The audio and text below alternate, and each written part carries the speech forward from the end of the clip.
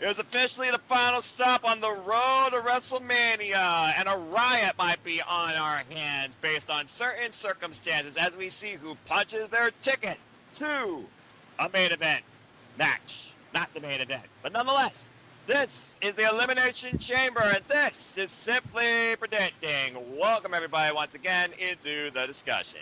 Let's do this. Hello, everybody, and welcome back here once again to another edition of Simply Predicting. You know what this is, for I'm the Superman, the Superman, the voice of SS for Great Fall Face Professional Wrestling. Damn it. And my name is Noel Foster. Thank you all for tuning in, whether live or on demand. Please like, share, comment, tell a friend. If you want to dictate the conversation, let your thoughts be known in the chat. Chat people that patch. It's as simple as that. Again, you know you can be part of the League. Your opinions matter too. So get those predictions submitted if you haven't already. They'll be due 6:30 p.m. Eastern Standard Time, Saturday Eve, not a minute later to the countdown BS in Saudi Arabia. Shout out to the 27. Of course, I'll acknowledge a bunch of predictions throughout the forum, of course. And you, of course, will find the forum on NoDQ social media, my social medias, in the YouTube community tab of my YouTube channel, and of course the comment section after each of these streams conclude.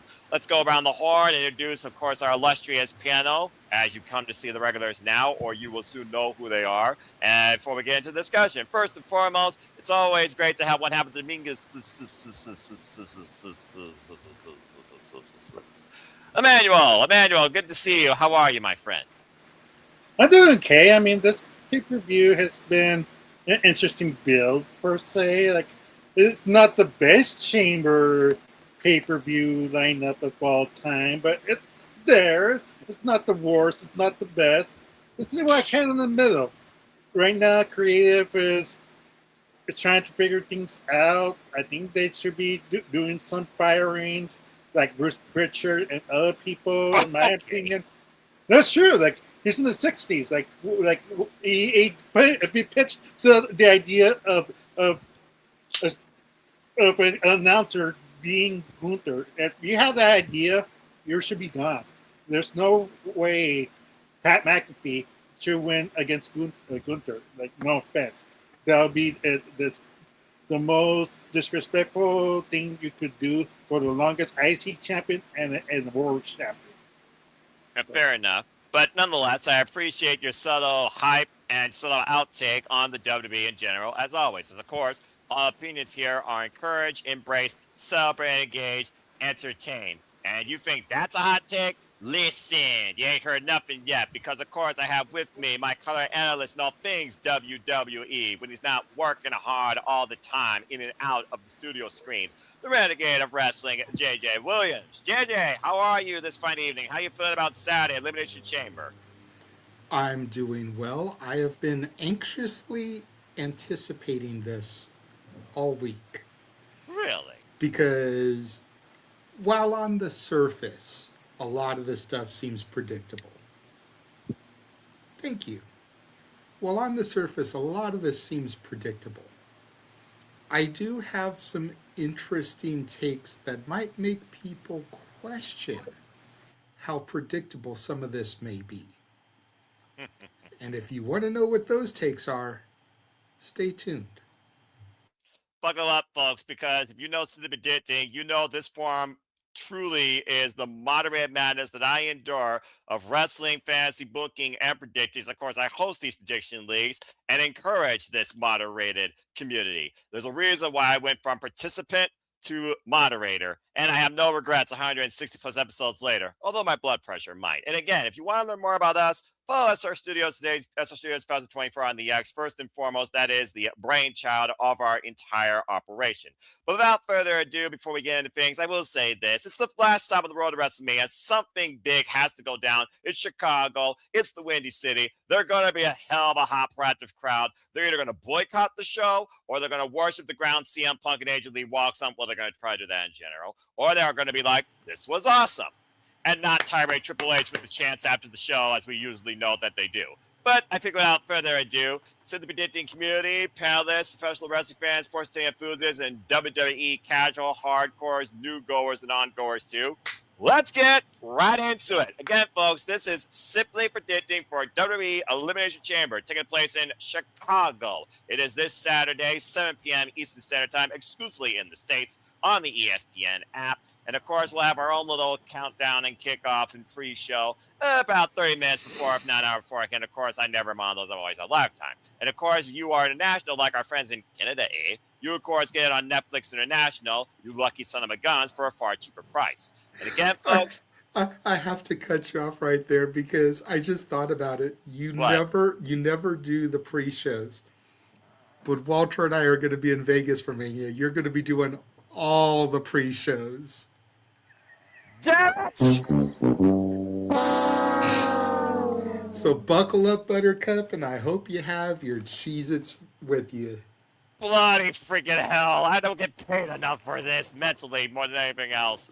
All right, fine. Things I do for friends. But nonetheless, that's April. This is February as we approach March, where madness is sure to ensue beyond the basketball court. And again, folks, get your predictions in. So, note, by the way, if you're part of the GCW League, those predictions are also due 7:30 p.m. Eastern Standard Time, Friday night. As, of course, we have a double feature this weekend across Friday and Saturday. Please follow GCW Collective and our independent watch-along teams during those watch-alongs as well. All right, so let's go ahead and get right into it. Folks, we only got 4 matches. I kid you not. 4 matches. This seems to be the new norm this year. I guess it's like the new thing now with the Royal Rumble and how long these gimmick matches are. Both the men and the women have one. You got filler. You got advertisement galore. Advertisement palooza in America, not WrestleShalooza. But nonetheless, we got 2 championship matches and 2 matches with championship implications. And we are going to kick things off with the best in the work. Unless the Prince don't miss. Because the World Heavyweight Championship is on the line as Chicago's own CM Punk defends the gold against Judgment Day's Finn Balor for the 2nd time. So, of course, we know in Belfast Island, CM Punk isn't losing. You're not going to ruin this main event. We, of course, know in Belfast Island, CM Punk was successfully able to retain the championship against Finn Balor in a hard-fought match about a hatred versus about that could be mid. You know you're not going to ruin this match. And, of course, he's questioned Finn Balor's integrity of the man he once was versus the man he is now, because of the fact that Judgment Day has held him down. Do you really think they're going to compromise the main event of WrestleMania because of Finn Balor? Get a fucking life. That being said, CM Punk is challenging Finn Balor to prove exactly how good he was, and can he still be just as better, if not even greater than before. So, because he wanted to get a pound of flesh due to a post-match attack, we now have this match made. You know this match is not going to be altered, folks. Just saying. But nonetheless, we have CM Punk versus Finn Balor 2 at the Chamber in Chicago, where, of course, the winner of this match will, of course, face the Tribal Chief Roman Reigns at WrestleMania. This match is not going to change. We did see CM Punk call out Finn Balor just a couple weeks ago when JD and Dom were going to double team him, and Finn denied it. We also saw this past Monday night, Finn told Dom to grow the F up. How many times have we said Judgment Day is coming for the Judgment Day, or Judgment Day needs to die, if not in the same sentence? Is this the first domino to finally be the end of the Judgment Day as we know it? Or will everything still be fine? Will they play W2K26 with Triple H on every cover and CM Punk also, and Roman Reigns could simulate, of course, in that video game, because this match isn't going to change. Let's go around the horn and give one's thoughts towards this World Championship match and believe, and see if you all believe there will be a new WWE World Heavyweight Champion. Injuries be damned. Boy, have injuries altered the entire WWE landscape or what, especially for WrestleMania. Now, for those that don't know, here at City Predicting, the forum, of course, is usually one person has a dissertation, the others agree or disagree. Due to the size of the card and the size of the panel, everyone will get to say their piece. I usually, of course, pick who goes first, because usually I don't go first myself. But I am going to say, I'm going to go first here because, simply put, the only way that CM Punk is losing this championship is if CM Punk gets injured. CM Punk's retaining. Now let's go around and see what everyone else has to say in addition to that as we get closer and closer to this, the main event of this year's WrestleMania. Hi, JJ. JJ, what's your thoughts on Finn Balor's second chance for the WWE Championship in less than a month, and possibly his last one for quite a foreseeable future, due to the injury bug that has clearly ruined so many people in WrestleMania plans? Chicago, do we have a jinx on our hands, or is CM Punk the one guy that can avoid being part of that effect? So far, he's been good, but he's been a fine champion. Your body takes a toll. Then again, when you're constantly keeping your body mentally and physically in peak shape, it might be for your betterment. And Finn Balor, of course, last time he won a championship, he got injured and had to vacate it the following day. Just saying. And it was a world championship nonetheless. So, Jaden, what do you got to say regarding the World Heavyweight Championship? CM Punk, Finn Balor. Go ahead. Okay. You present a very valid case. As far as nothing is going to change this. This is pretty much set in stone. Yes. Stat Boy isn't here, but can I ask you a question, sir? Of course. What happened last year in the women's title picture on the road to WrestleMania? Monday Night Raw, Io Sky beat Rhea Ripley. Out of nowhere, right? Everyone swore Mommy was going in as champion, and she lost it out of nowhere. Correct. Why can't that happen here? With all due respect to Rhea Ripley, who's the female superstar, Roman Reigns is the superstar in WWE. And there's a huge Finn contingent online that is beyond pissed that he hasn't gotten another opportunity since that first ever Universal title win. Correct. So I'm just throwing it out here now. I'm rocking the t-shirt. I'm about to say. I think my pick is obvious. And notice, this is a Bullet Club inspired knock Punk shirt. Like, Ayo. So I could be going for either one here. Because who was the original leader of the Bullet Club? Prince Devitt. So, but I just want to throw that out there because nobody thought Mommy was losing the title going into Mania. And she did. Yes. There's no reason why, and we know how much WWE loves their multi-man matches. Got to get everybody on the card, right? Yes. What if Finn actually wins here? Roman's already punched his ticket to Mania by winning the Rumble. Correct. So then it's Finn versus Roman. That's not going to sell. But Punk, in theory, would get a rematch. He inserts himself. Now it's a triple-threaded Mania. Triple Threat Mania running wild again. Instead of Seth versus Punk versus Roman like it was last year, now it's Roman versus Punk versus Finn. Same formula, same building. It's an interesting dynamic, and it's something that should be heavily considered. Because as cut and dry as this looks, that could be all the reason why WWE does this, is because it looks so cut and dry. Now, with that, I end my turn. What are you doing? Oh no, he didn't do it again. I play this card face down. Folks, if you don't know what that means, just know this. I am a Yu-Gi-Oh fan, but stay tuned for something more wilder than any card in Yu-Gi-Oh deck existence. And shout out to Dave Shepler, of course, who's part of Tino Tequila and the league, saying this match is all about Finn and JD. Will Finn's turn come here on Raw after Dom's title match? Well, the thing is, we don't know when Dom's going to defend his freaking title against Penta Silvio, who's number one contender, might I add, for the Continental Championship, and Dom hasn't defended that title since he's returned from injury. If anything happens before Dominic Mysterio loses the Intercontinental Championship, it has to be a turn with the Judgment Day with one of these three men, I would think. But does it happen in Chicago, and does it happen during or post, or do they further tease that no, in March you have nothing except build time, and boy, do you effing need it, build time to WrestleMania, where you're going to continue building CM Punk versus Roman Reigns. Just saying. But it's still interesting thought, Dave. But I don't think no turn happens here, but I do think Finn's further downfall as a Judgment Day member, if not an equal, continues to happen through Chicago through this match. Maybe he figures out who he is once again without company. Who knows? That'd probably be too sweet.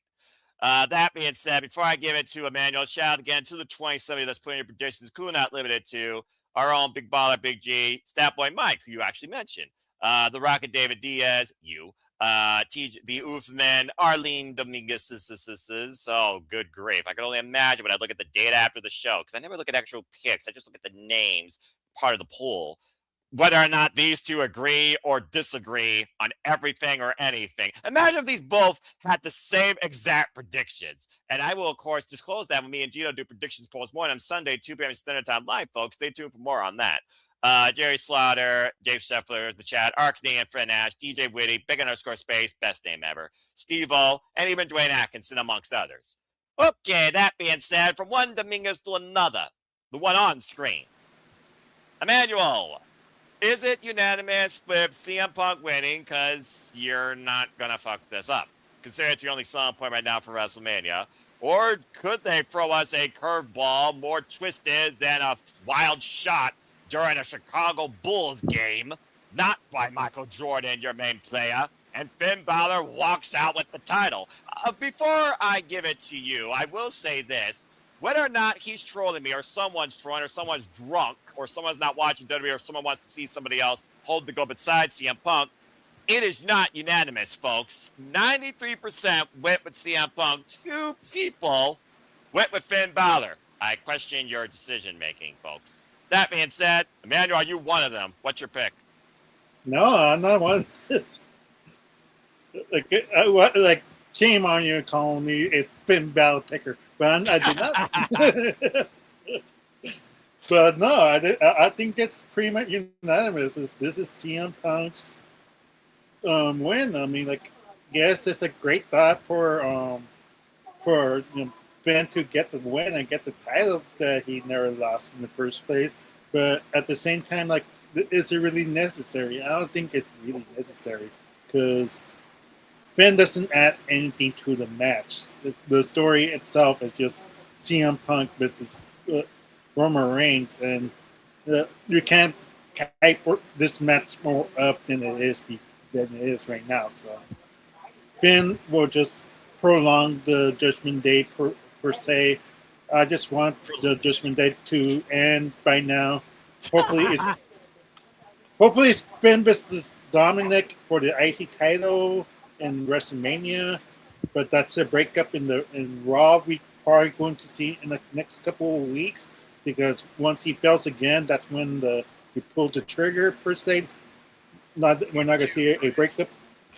We're not going to see a breakup this Elimination Chamber, but they need the reigns for Raw, so most likely they're going to pull the trigger there. So my pick is CM Punk. No reason to add Finn in the match. Okay, so there you go, folks. Match 1, it's unanimous. CM Punk versus Roman Reigns stands. And we'll leave it at that for now. Simple as that. With a little bit of an optimistic 7% chance of what if, at least according to the poll so far that's put in their predictions. Again, folks, you'll find the link to the forum literally on my YouTube right now in the No DQ predictions video in the comment section. So go fill those predictions out as we speak in case we influence you, or you just want to make sure your predictions are in. Because once we hit 6:30 p.m. Standard Time Saturday night, your predictions are final. Period.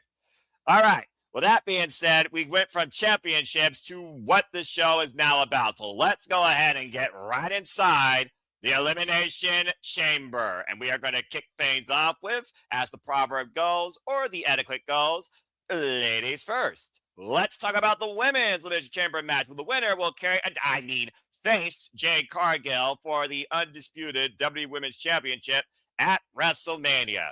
And of course, your field is as follows. Tiffany Time, Tiffany Stratton, Mommy, Rhea Ripley, might I add, still one half of the WWE Women's Tag Team Champions, but is defending those titles this Friday against the Bougie Bitches, Nia Jackson, Lash Legend. Alexa Bliss, whether or not her and Charlotte Flair are friends or tag partners, you tell me.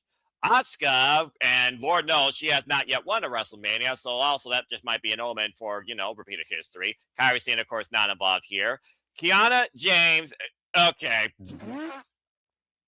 Kiana James. What?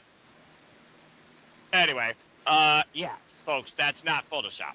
And big mommy cool, Raquel Rodriguez. Kind of interesting dynamic here across this chamber match. Of course, most of these women are no strangers to the Elimination Chamber. And of course, Timothy Stratton made Tiffy time down under in Australia and Perth when she first arrived inside the Elimination Chamber. Previous, of course, the women's world champion, Mommy Rhea Ripley. I mean, hell, what hasn't she done yet besides freaking win this, ironically? Alexa Bliss, of course, one walking in as champion, left as champion. Asuka, of course, she made it to the end, but she had Baszler and got choked out. Kiana James. Kiana James, this is her first. And Raquel Rodriguez, she's also a previous participant. Now, here's the fun thing about these matches, folks. Because there are more than 5 participants, you each get 2 picks. Your primary pick worth 2, your secondary worth 1. And keep in mind, the winner of this match is going on to face Jade Cargill at WrestleMania for the WWE Women's World Championship, probably in the curtain jerker. So let's go ahead and see what you believe the future is for the SmackDown Women's World Championship division. We're going to start things off with the guy that invented the Emmanuel card, as I always like to change up the order. So we are going to go with Emmanuel. Except I know JJ is about to play his card and overrule his turn. So go ahead, JJ, because what the fuck are you about to cast on my psyche in this Women's Elimination Chamber match? Your 2 picks. Go ahead. You're muted. Buckle in, folks. Kudos to JJ to living on with my gimmick, the manual card. It's you for creating that gimmick. Hey, you know what? I figured if you were going to go to the extent of creating the card, I at least had to do it right. Mm-hmm. Bloody fool. So, let me bring the card back up here. Oh. So, we're going to start with my number 2 pick. Oh, okay. Your secondary. My number 2 pick is the betting odds favorite to win this match. Dangerous which, play. according to reports, it's Tiffy time. Okay. I could see Tiffany taking this and getting, what would this be, match 3 against Jade at Mania? Correct. But that's not what I want to see. I don't think that's what any of us want to see. If we're being real about this. Now, there's a lot of people that want Alexa to get this, feel she's justly overdue, much like Finn, we talked about in the first match. And there's a lot of people that want Asuka to get this, but Asuka hasn't won a fucking match at WrestleMania. She's got the reverse Undertaker going, so if she wins the chamber, we all know what's going to happen there. She's just going to keep that losing streak going. Damn. So Probably accurate. that leaves Rhea Ripley. That leaves Kiana James. And I turn my card over. My number 1 pick here is Raquel Rodriguez. What? Think about this. Okay? We need somebody that can match strength with Jade. The goal was probably Bianca. If we're being honest. Mm-hmm. Unfortunately, her finger and her knuckle didn't heal naturally like they wanted it to. She had to have surgery. Damn. Not going to happen. Now with She's that out of plans for this year's Mania. That sucks. WWE isn't going to give Jade a run with the title so that she can have, a longer run than Sasha, which I already think she surpassed Sasha's reigns combined because bitch couldn't even defend the titles once before she fucking lost them. Jade's at least had 1 successful title defense. Just throwing that out there. So much history in that. But I think Raquel is going to take this here because Liv is already going against Stephanie. This gives the opportunity for Judgment Day to have dominance. Both women could end up walking out of Mania with championships.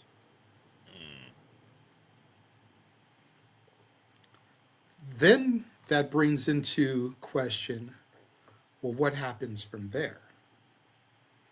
We just got done talking about the prospective Finn Balor turn. I think the Judgment Day may splinter and break in half. Guys versus girls. No, not guys versus girls. Might as well be. Finn, Dom, and Liv. Or Finn, JD, and Liv. And then on the other side, you've got Dom, Raquel, and Roxanne. But whatever happens with the splinter, I see Finn and Liv staying together. Because let us not forget about this.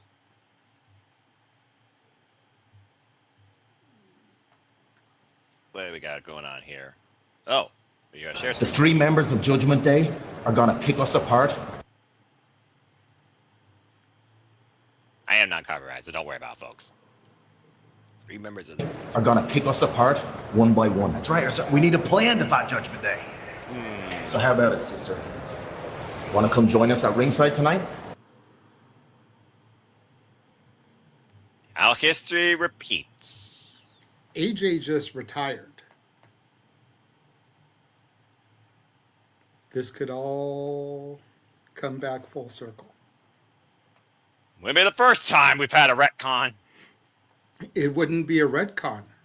It would be long-term storytelling. That freaking phrase that you love so damn much. I do, but that's exactly what it would be, because how long ago was that? That's when it was just Edge, Priest, and Rhea. How long has Edge been gone? Adam Copeland's been gone for a while, since he got Yeah. concerto. That's at least 2 years old. At All right. least. Yeah. Because Well- wasn't Edge and Finn, Demon Finn, at Mania 39? Yes, it was. And we're going into Mania 42, so excuse me, 3 years old. Simple math, but nonetheless, botch. No, I was thinking out loud. That's not a botch. I still count it because math is math. Continue. It's Steiner math. I don't buy into that. I'm a man of logic. And logic and WWE don't exist in the same sentence, but numbers are numbers for a reason. Nonetheless, back to our regular schedule programming. So you're basically calling this WrestleMania basically being the story of more than anything else, the Judgment Day's Judgment Day, with Raquel possibly being a chamber winner and facing that bitch. Yes, I am. Okay, bold take. That was definitely not a name on my palate to say. But all right, I appreciate that. And that's another reason why I love Steve Ditting. Always dynamic. Thank you, JJ, as he ends his turn, and that goes back to the bottom of the deck. For those that don't know, a Yu-Gi-Oh! Deck consists of 50 cards, by the way. If you know, you know. All right, well, that being said, okay, Emmanuel, let's go ahead and see what you have to say regarding that. I will give this detail real quick. I got my wrist bits. Again, wrist bits are superior, as I will be against you in predictions. That being said, let's go ahead and get Emmanuel's thoughts here. Before I give it to Emmanuel, the primary is actually a whopping 52% for Mommy. Rhea Ripley, actually. Tiffany Stratton is at 30% as everyone's primary. And the third, ironically enough, at 12% is Raquel. So, just put this perspective, they're going with the familiar and the statuesque powerhouses of the Elimination Chamber as a primary. Emmanuel, do you follow a similar suit with your primary, and what are your 2 picks for this women's chamber match? Go ahead. Well, my picks are more than JJ's picks. Put back my card up, Noah. Fuck you. Why you do this to me? Yes, the other Emmanuel card, the 100 attack and 100 defense. I'm gonna destroy that thing. Yes, but nevertheless, my picks, like, I agree with JJ. I don't think it's gonna be Triple Stratton. Like, we don't need Jay versus Triple Stratton 3, in my opinion. Mommy will be kind of okay. But what are they gonna do with the tag team titles? She's gonna wrestle twice, and then risk her to get injured most likely, or is she gonna wrestle in the same night twice? Like, I mean, Seth wrestled in the same weekend twice. yeah. So that's my question. But my two outlandish picks are Alexa Bliss as my secondary pick. And since Jay needs the rub, let's go with Oscar. Oscar as my number one pick. Yeah. I told you there's a reason why I need the Emmanuel card. Those are my two. You're both dynamic and you're both crazy. Do we not want Asuka to win at WrestleMania? Is that just what we got to have the WWE trope be? Asuka's the woman that just can't win at WrestleMania. Is that what Asuka became since becoming immortal from leaving my NXT? Is that really what we've relegated her to? What the Yes, I would. fuck? All right. Well, nonetheless, you guys literally went with four dynamic. Uh-oh. No, there's more. There's more to my logic. Well, go ahead before I introduce entering the chamber now. The other Dominguez has officially arrived into this. Oh boy. Hello, Arlene. How are you? Can you hear me? A little bit. Oh, no, A little bit of a slight feedback. You might want to mute to make sure we don't have people's ears bleeding. okay. I'll mute you for now. Or someone else. It might be Emmanuel, and yep, it was Emmanuel. There we go. I don't know why, but Emmanuel's was like, I think the feedback, maybe because of how close you two were. Anyway, Emmanuel, continue. Maybe, probably. Anyways. And then fix your audio afterwards before people's ears bleed. Yeah, I know. But yeah, it's probably we're too close right now. But yeah, yeah, you can hear the yeah. Yeah, you might want to fix that real quick. Okay, there we go. There we go. Anyways, Thank I, you. I was saying that Kiana James getting the victory is not a real edge shocker. She really needs the rub because a lot of people are discrediting Kiana James right after the bat. Like, what does he give Julia? And right now, you just gave her a major reason why Kiana James, a reason like why she's there, like, to help Julia out. All right. Let's see where Kiana James goes from here. It's kind of iffy right now, but nevertheless, Raquel would be an interesting story, but I don't think that's the interesting pick from JJ. I like that pick, to be honest, but for me, I think Raquel is going to cost Liv in WrestleMania. Damn. She, just like in Raw, Liv tried to help Raquel win the title. Raquel's going to help Liv to help the title, and they're both going to get mad at each other for costing each other. It just sounds like we're just trying to ruin everyone's friendship in the Judgment Day at this point. They all could just go their separate ways, and maybe that is for the better, because Lord knows they don't have jack diddly when it comes to top single stars anymore, practically, unless you're over 40, and that's mostly just men. All right, well, fair enough. Well, that being said, good dynamics here. We got Raquel Rodriguez, Alexa Bliss, Tiffany Stratton, and Asuka. 4 of the 6 names. JJ, I do see your hand. What you got to say real quick? The only problem I have with Emmanuel, especially, going back and reusing the gimmick on this match, is that Asuka and Alexa are favorites. They're people that you could really see winning this match. That's why I don't feel like using the Emmanuel card and calling those picks outlandish really works here, because they've got huge fan bases.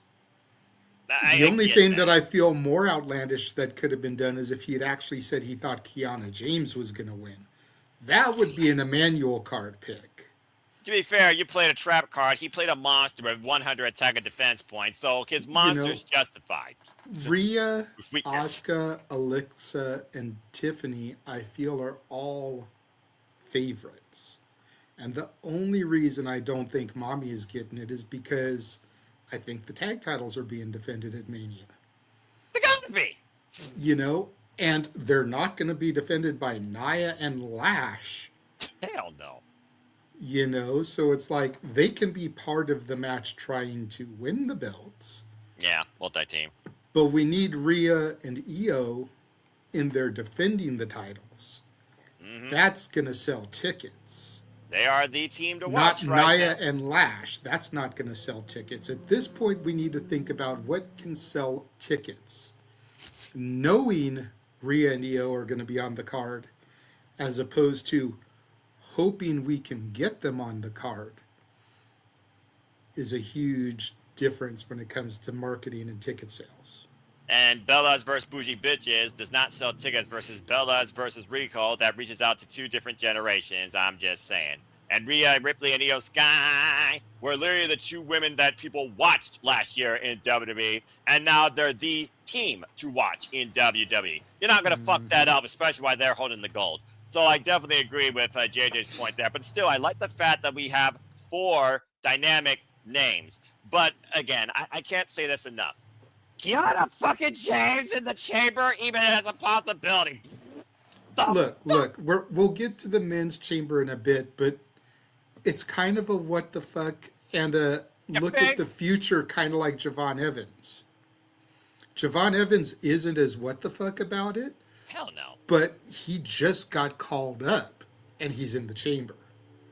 Well, yeah. Kiana has been on the roster for a cup of coffee, had her injury, but she's in the chamber as kind of that, hey, get a look at what this chick can do. She's actually better than y'all are giving her credit for. Well, she surprised the hell of us at the Royal Rumble of how long she lasted, so who knows? She might be the last one remaining. But still, Kiana So that's the only reason I'm justifying her in there. We know she's not going to win. Hell no. I'm helping to justify her spot in there. Kind of like how I justify AJ Francis and TNA. Cheese Its Grooves, now available in zesty cheddar ranch flavor. Stop talking about that flop and ratings kill them root spits out of superior cracker. That being said, moving on.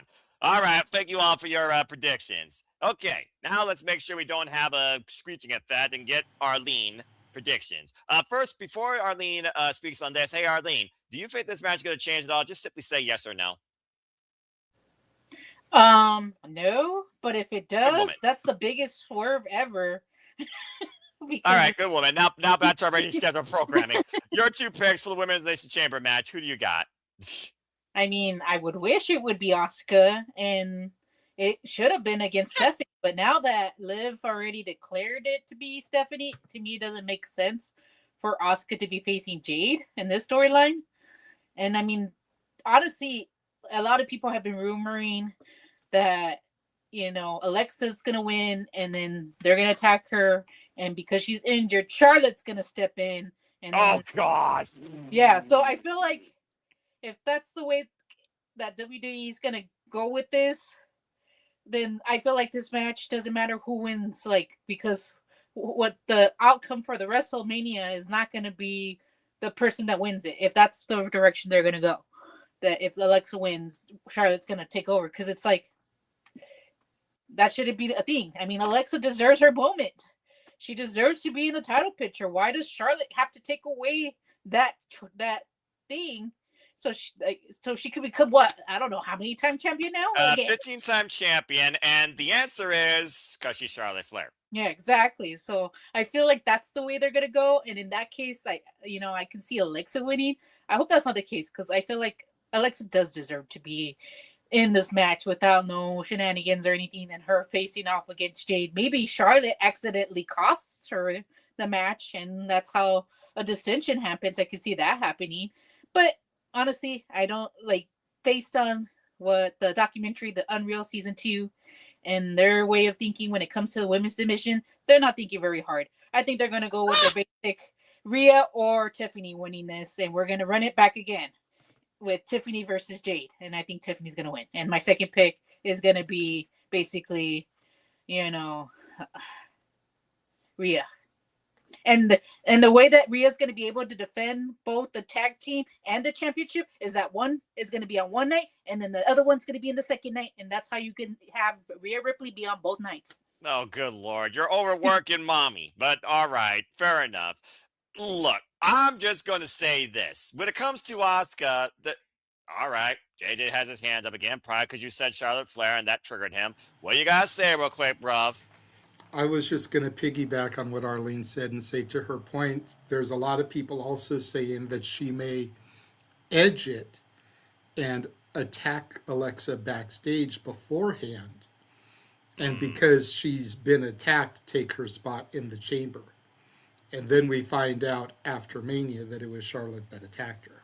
Yeah, well, again, wouldn't be the first time WWE retcon something. Bailey, Becky, Lyra. But anyway, all right. Thank you for that. The last time Asuka and Jade faced off, it was the finals of Queen of the Ring. Somehow Jade won. So there's that history there. Asuka's due for that singles win. Asuka's due for the win at WrestleMania. Kiana James, she exists. Raquel Rodriguez, they're trying to push her as a main singles. Arlene, what is it? Just because if Asuka by some reason freaking wins it, she better freaking win the WrestleMania. Because how many times has she lost at WrestleMania? And She's never won. Lost at WrestleMania? I was there. I forget what night it was against her and Bianca. I had my side. I knew she was losing. I knew it because I knew WWE's not going to be that nice to her. They haven't been nice to her since, she lost the title when Becky Lynch got the freaking... When's the last time she freaking held a title? Tell me.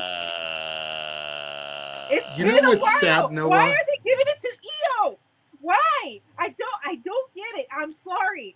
Asuka deserves to be a champion again. She is capable of it, and for some reason, they're giving Io, Rhea, every other chance, but they're just tossing freaking Asuka aside. Like, she didn't make a difference into like anything. They made her streak look ridiculous, and I'm afraid that they're gonna do the same thing to Oba. They're gonna make his like whole aura of being able to beat anybody, just like they just threw him over the freaking Royal Rumble with Brock Lesnar, and I can't. Unless she's gonna win, get Asuka out of that freaking WrestleMania. Unless you're gonna give her the title and shoot her to the moon. Because otherwise, I cannot witness another freaking WrestleMania loss from Asuka. Sorry for the rant. No, I mean, that's sad, Noah. What's that? Michael Cole has won more WrestleMania matches than Asuka. That is accurate, actually. That is accurate. And Michael Cole is undefeated. Asuka is reverse undefeated. She's lost every match. Yeah, she is undefeated. To also answer, first off, that was a beautiful, incredible, 110% accurate rant, and I love that, but also tranquilo, mi hermana. Secondly... No tranquilo. We need more rants like that. That's going to get clipped and uploaded to the Shorts channel. Of course. Look at you, Mr. Cheap Plug.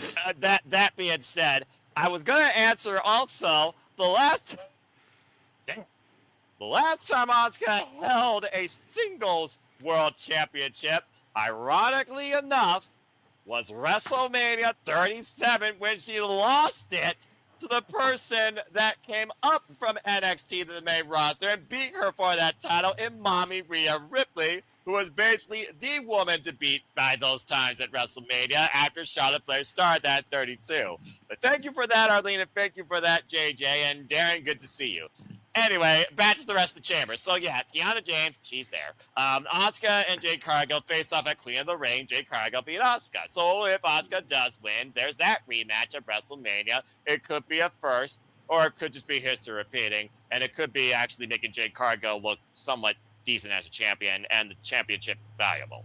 Alexa Bliss is long overdue for that big singles moment. I absolutely agree. She hasn't had a singles championship caliber match or moment since she went into 34 and lost it to the fridge. It's also one of those things where Raquel Rodriguez, the last time she was pushed as a serious player was NXT against the Sky of all people, who she took the NXT Women's Championship from. But it seemed like they're trying to maybe rekindle that this past year with the recent feud she had with Stephanie Valkyrie. So maybe they don't want to just pigeonhole her. They want to try and push her. Maybe they also realize they need more main event players in the women's division, especially. So I really do like the idea of Raquel because I do think it would be a good test for Jade particularly, but also remind us what Raquel is truly capable of. Because Raquel, she should be a force to be reckoned with. But how do you argue against the superstar and the person that carried the SmackDown Women's Division for the better part of 3/4 of last year, including beating the Queen Charlotte Flair at WrestleMania. Leaving Charlotte Flair completely out of the picture, not wanting to see an opportunist spot or another women's triple threat originality, LOL. How about you try and book a marquee singles match for once in your fucking life? I really think Tiffany Stratton has to be a key player to pick in this. She just came back from injury, and at the end of the day, your two stars on the SmackDown Women's roster this past year have been Tiffany Stratton, and Jay's been there, and the other person, Nia Jax, but now she's a tag team. Tiffany's year was literally Jade and Nia, and one Charlotte. And the Charlotte match is probably what more people talk about because it was at WrestleMania. She beat the Queen. So we know that that Queen can be beaten. It's just one of those things that I don't need to see Charlotte Flair with the championship again, period. But I also think Jade Cargill has not done anything worth of value with the championship since she got on injured Tiffany Stratton. Keyword, injured. Didn't beat her at 100%. Just saying. So I do think Tiffany Stratton makes sense here. That's why she's definitely my primary. As far as the secondary goes, as long as Mommy holds a strap, she doesn't need another strap. She already spearheaded the Raw Women's division without the strap the last calendar damn year. But I want to see opportunity for somebody else to shine. Like Io Sky, who shot the fuck out of us and proved she wasn't an afterthought to anybody that didn't know what she was capable of like I did in Stardom. So I'm going to go out on a limb here and say my second is Raquel Rodriguez. Now, whether or not it means the end of the Judgment Day, I could give two shits about the Judgment Day act. They're more played out than your longest running sitcom soap opera or leading faction on some pissant TV show you watch. So, bottom line, Tiffany Stratton, Raquel Rodriguez, don't need Charlotte Flair at WrestleMania Championship picture, and Rhea Ripley doesn't need a world championship, in my opinion, right now, while she and Io are spearheading the 878th resurgence of the WWE Women's Tag Team Division that only exists, apparently, in Raw and SmackDown since they, spoiler alert for you folks for NXT. Beep, beep, beep, beep, beep. Broke up Saruka in NXT. So yeah, my picks are Tiffany Stratton and Raquel Rodriguez. The secondary, by the way, was much more dynamic. The secondary actually was Tiffany Stratton, not primary overall, 37%. 25.9% tied was both Raquel Rodriguez and Rhea Ripley. So it's definitely been about Tiffany, Rhea, and Raquel, according to the poll I have going on so far. But I like the fact that we mentioned every name here except Kiana James. She's there. Let's see if she breaks down and gives us a moment. Just saying. I did see your hand. What you got to say real quick before we move on to our next match? So, what's more played out, the Judgment Day or the Elite? Okay, let's see here. And you say that nothing of value, Jade has done nothing of value. Little value. She's won more matches this year than the Blue Thunder Bomb has. Yeah, Moving right along. You know what? We're just going to leave that alone because at the end of the day, you could talk about any move has won less matches than any competitor, and you would be right. But you could also talk about how many people in WWE alone holding a title that ain't worth jack shit have done more with their championships than Jade Cargill has since she's got hers. And you can take that to the bank. I rest my case, Your Honor. What do you got to say real quick, Emmanuel? To answer JJ's question, the Elite is more over than the Judgment Day at this point. Well, the Elite spans companies. The Judgment Day spans a pay-per-view name turned into a faction that got reinvented 4 times and still is not as popular or as relevant as the Bloodline that got turned to the MFTs. And the freaking MFTs are the tag team champions of SmackDown. Oh, yeah, that's right. Those titles still exist, too. But that's a whole different conversation for another day. Either way, the Women's Chamber match at least offers dynamics. But bottom line, it better fucking offer an actual worthwhile champion that makes the title important and the women's division matter again on SmackDown. Unless you do that, who gives a fuck? Good luck to all the women. And Kiana, impress me. Seriously, impress me. Why are you here? Impress me.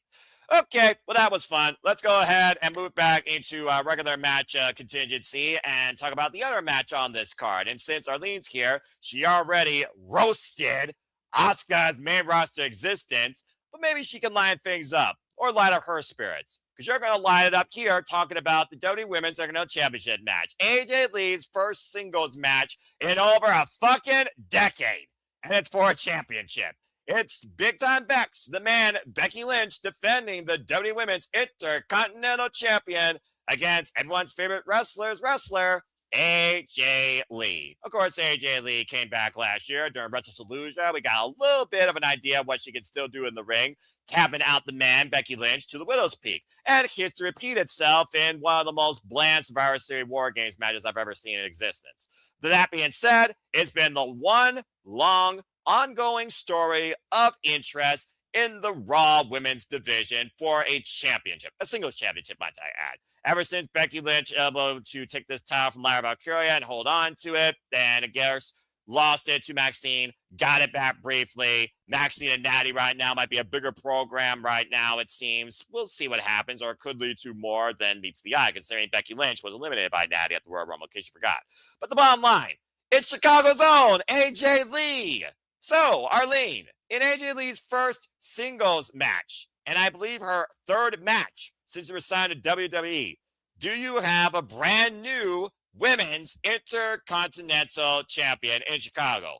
Or do they ride and does the man once again find a way to escape with the title? I had picked originally AJ to be the new champion, but I'm going to change my pick because I think WWE is not going to give us what we want right now. Play the corporate office. They're going to end up keeping Becky the champion, and they're just going to keep running it back with her Maxine, because apparently that's all they can do right now. There's not like there's other people that Becky can lynch. Meanwhile, when I originally picked AJ Lee, look at all those people that would want to face her. A lot of these wrestlers, like you said, Noah, grew up watching her and idolized her, and the reason that why they became wrestlers. One of the matches that they could easily do is Roxanne versus AJ Lee. Are they going to do that? No, probably not. Not anytime soon, because they're going to keep it on Becky for whatever reason.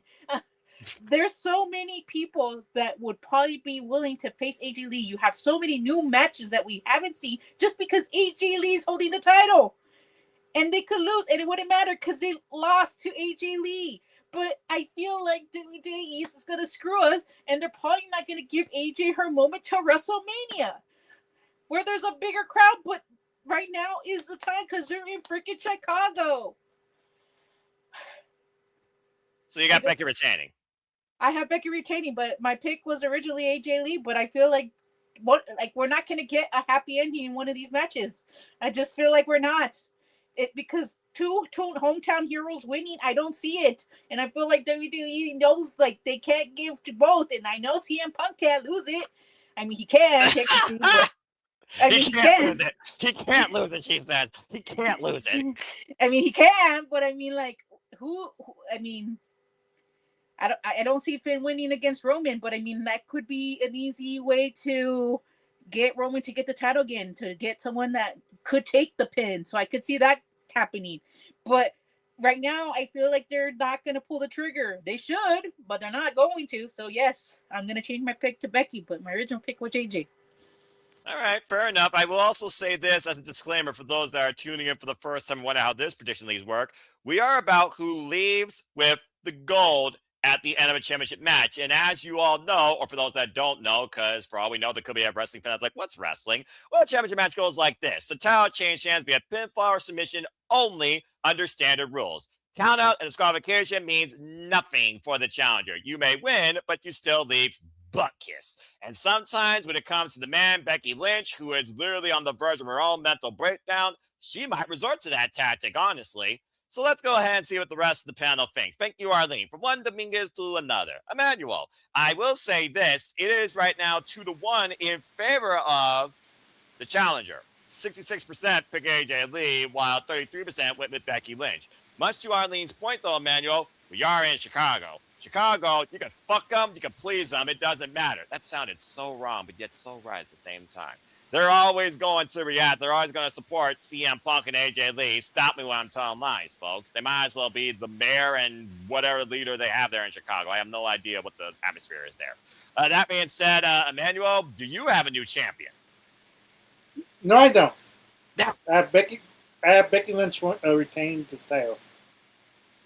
Like, I agree with my sister, but I have my own reasoning with it. The only way AJ Lee wins the IC title if she becomes a full-time roster. You don't want to have your IC championship part-time, because like people have been complaining about Jade's reign. Nobody's talking about Dominic's reign, like how he hasn't defended his title, and then we gotta have enough, maybe more people complain about AJ not defending her title because she's part time. Like she's not gonna be defending the title all the time. So why are why is WWE allowing part timers get gold if they're not gonna stay there for the full process? Because then how do you expect? I get what you're saying about everybody wants to face AJ Lee because she's powerful and everything like that, and etc. That's a good reason for storylines, but you have to develop the why they hate her as well. You can't expect Roxanne going, "Oh, I hate you, AJ," then never liked you in the first place. That's not true. Like, why do you hate AJ? Why you want the title in the first place? Give us a reason why to care. So, as of right now, if AJ's not going to be committing on a full, you know, like a full time wrestler, I don't think she deserves to have the title. Will it elevate it? Yes. Is it necessary to postpone the IC Women's Championship? It's not really necessary at this point because it's very new. Like, why do you want a title that new to be in hiatus already, unless you had no directions? And that's what WWE is right now at this point, because we've only been seeing Maxine versus Becky Lynch, and then Becky Lynch against AJ Lee. That's her match in the last couple of months, 5 months, I think it has been now. So, and Becky is 0-2 against AJ Lee. Remember that. She lost against an tag team match, mixed tag team match in SummerSlam. She lost against AJ Lee and the Elimination Chamber. In the War Games, and then she needs to get there for a win. So that's why I feel like Becky is going to retain her title in this part of the game. Fair enough, but also to the point of attitudes, behaviors, casting. It's one of those things you can debate till the cows come home, but also it's her first singles match. Does a win truly matter unless you beat the person one on one, even under dubious means, even if it's for the first time ever? Again, JJ, it's AJ Lee's third match. It's the first singles match. It's the first championship match. It's Becky and AJ Lee's first ever singles match. We were talking ad nauseum that this was the only story right now for these two, for this title, heading into WrestleMania. It was a WrestleMania marquee match, but we didn't really necessarily thought that it needed the title. It almost sounds like to me they want to push Act 1 because of the home territory and have it move forward in Act 2. You said yourself, though, being the filibuster, and for those that don't know, please follow Casting Studios for all sorts of movie reviews, music outtakes, and so much more, as he is, of course, a mecca of pop culture, much like Ashton Tiller, who will start Pop Culture Concepts here pretty soon. Stay tuned. That being said, this feels weird. I get it. It's Chicago. I get it. It's their hometown. I get it. It's AJ Lee's first match. This is also just making it full circle. We're back where this started when AJ came out and punched Becky in the face and held on to her championship. Looked quite nicely with it too, but really right out of the gate? And much to Manuel's point, yes, she has not been full-time, but you know what? She's an attraction. And for all we know, she probably had other obligations. I think she was writing like an anime or something. And since she's been back, she's been consistently speaking every week. Now, truth be told, speaking of wrestling, a whole different conversation, but she's been a presence weekly. Sometimes being a presence is enough to at least bring attention to the title, depending on the person that holds it and what they do with it. Some people don't know how to do that or aren't booked enough to do that correctly. Others, though, are more than capable of doing that. AJ Lee is definitely more than capable enough of doing that. But again, is it the time? JJ, in Chicago, sweet home victory for AJ Lee, or do we continue this forward in WrestleMania with Becky holding the gold? What do you think? Well, we definitely continue this moving into WrestleMania. Regardless, I agree about that. Come on. However, I am going to go against Los Dominguez here.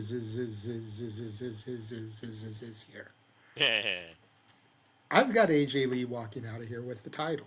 Oh, all right.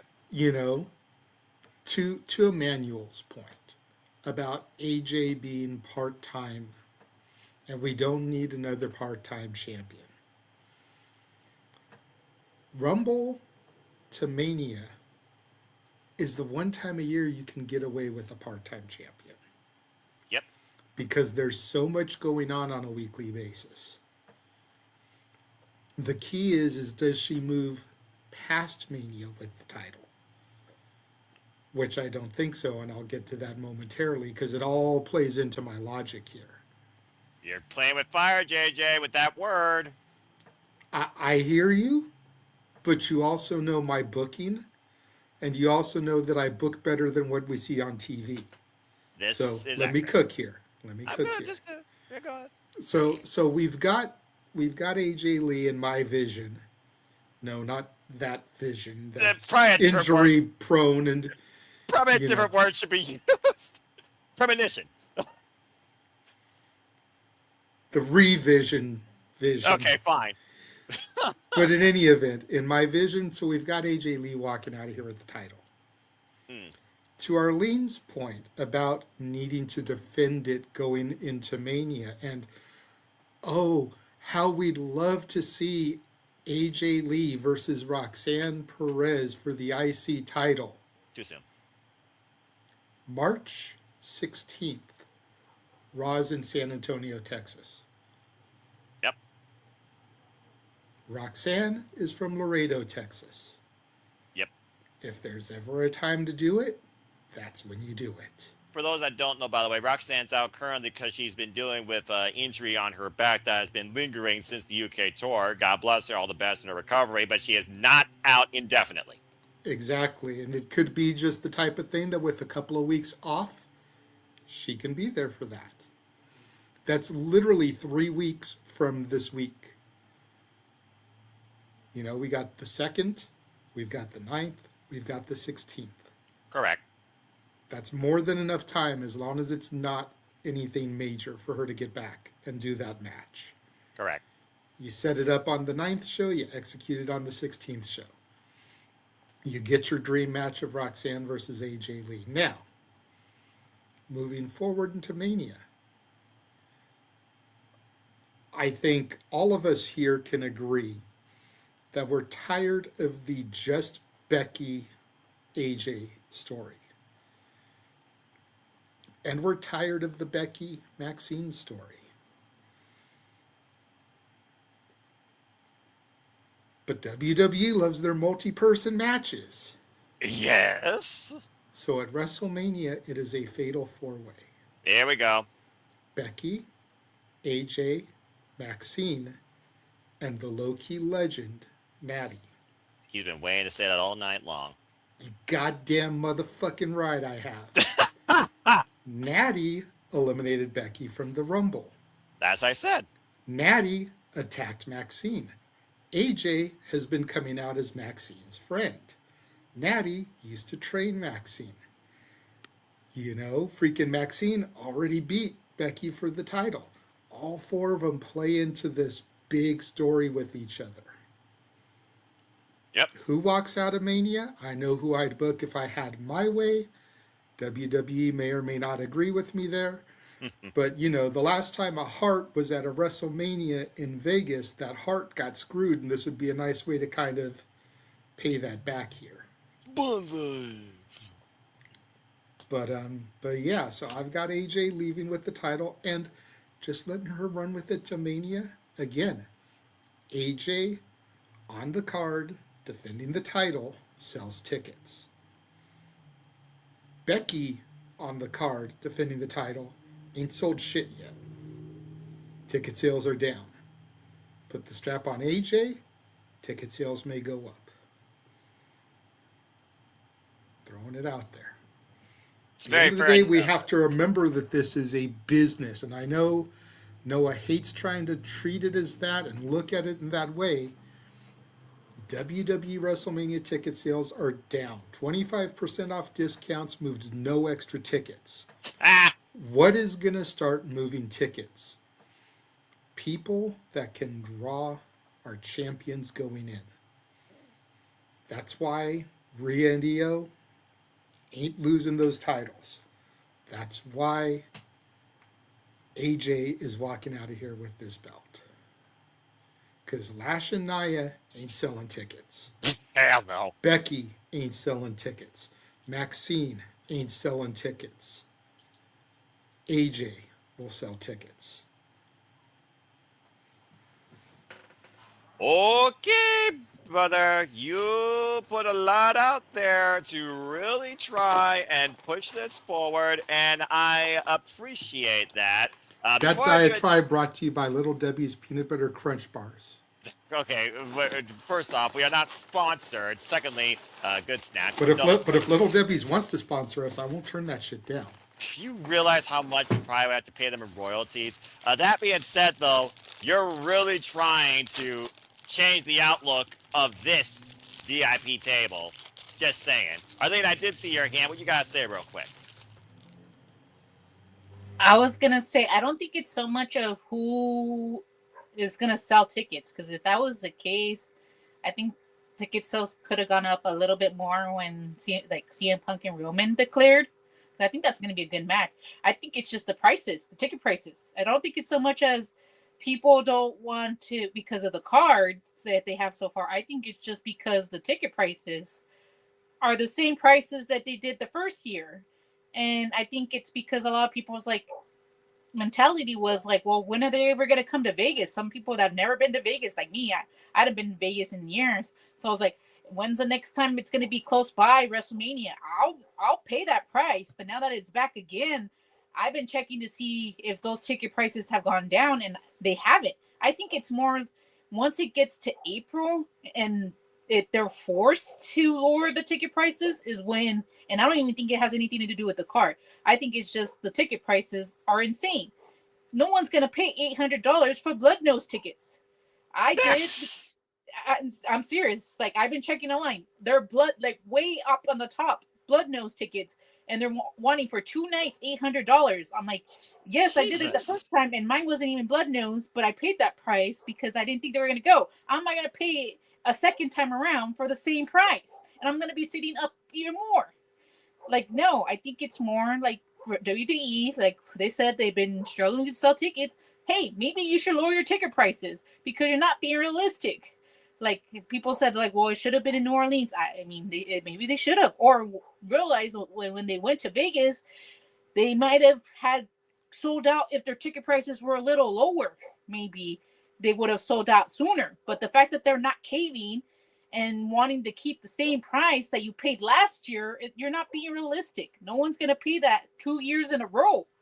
Well, apparently some people will, because according to metrics, they have paid for those seats to only leave those nosebleed seats. People go to this show for a reason, whether or not it's a financially sound reason or a dedicated fan reason, or they're people in business suits that go there for a business reason. I just think it's just one of those things. I just think that those tickets are going to end up selling in April. Once they're it's basically the W has to force their hand in April, because or those people that are reselling their tickets are going to have to sell it lower, and people will buy those tickets. I don't think it's so much the card. I think it's just the ticket prices. And once April, and you're still having that ticket that costs you maybe $1,000, you're like, oh, well, I guess whatever money I could get at this point, and then people take advantage of that. So it's it's going to force their hand, because until April and they realize they still having so many tickets, it's going to be wow, we have to do something else. Well, LED lights are a great way to not show that emptiness. JJ, I see your hand. What you gotta say? I'll let Emmanuel go first, because I'm sure his point is probably going to be quicker than what I'm going to say. So go ahead, Emmanuel. What is it? Yeah, I'm about to say, to Arlene's point, I don't think it's because of the match, or because it's only one match. What else do we have that is going to bring people in? We had no clue what the card is yet. So how can you expect one match to be like, oh, that's one match that's gonna sell out both nights? I gotta pay for both nights. That's not what WWE is gonna do. Like right now, it's like a kind of a waiting game. But I see my sister's point too. Like the pricing is a little bit like high, and I don't think they're sure run it like Las Vegas 2 years ago, and then come back to Las Vegas because then now it's like you're like forcing people's hands. We want to go see WrestleMania again. We wouldn't mind seeing WrestleMania again, but we have to. Also, he has to also realize about paying. We want to meet the wrestlers too, and we have to pay a certain price to meet those wrestlers as well. There's also other events going in Las Vegas that we're going to see probably that's going to be in the other con. I forget what's the con it's called, but you know what I'm talking. Retrocon. So if you want to see those wrestlers, you have to pay a different price and more money. Like so, you have to give and take. Like he needs to realize maybe we should lower the prices a little bit, and it's okay to financially take a loss, but it's not strippable. Wrestling is supposed to be fun, and the internet wrestling community is also complaining about the prices. It's just it's time for WWE to also acknowledge, hey, we could lower the price for the long term, like wrestling fans like us, and be reasonable. All right. Well, thank you for that stockbroker meeting point. Now, unless you're going to say the same thing, are we good? Unless you're going to add a different point. I am going to add a little bit something different here because we have some different viewers than what we had on Shenanigans. You know, to Arlene's point, the price is a huge factor. I'm not going to dispute that. But to Emmanuel's point, a big reason why people aren't buying tickets is because we don't know what we're buying into. You know, until Raw this past week, that was the only match we knew. Now we know that it'll be Stephanie Vakir and Liv Morgan as well. They saw a bump in ticket sales when Roman Punk was announced. Not a shit ton, but more people bought tickets. The last 2 years, we were burnt big time. Because first we thought we were going to get Rock Roman at Mania 40, and then we didn't. Nope. And then with Cena's heel turn last year, we thought we were going to get Rock at Mania last year, and we got Travis Scott. Yeah. We have been led to believe 2 years in a row we were going to get something, only to not get what we thought we were going to get. Yeah. People ain't buying shit until they know more of the card. Exactly. The card has more to do with it than Arlene is giving it credit for. Exactly. Because of the fact that we were burned 2 years in a row. Well, don't let the past hold you in the present and dictate your future, but also spend your money wisely. Simple as that, and may your dollar actually be worth your value of entertainment. Especially if you're in nosebleed sections for the ambience of the attraction while you're seeing ants down below.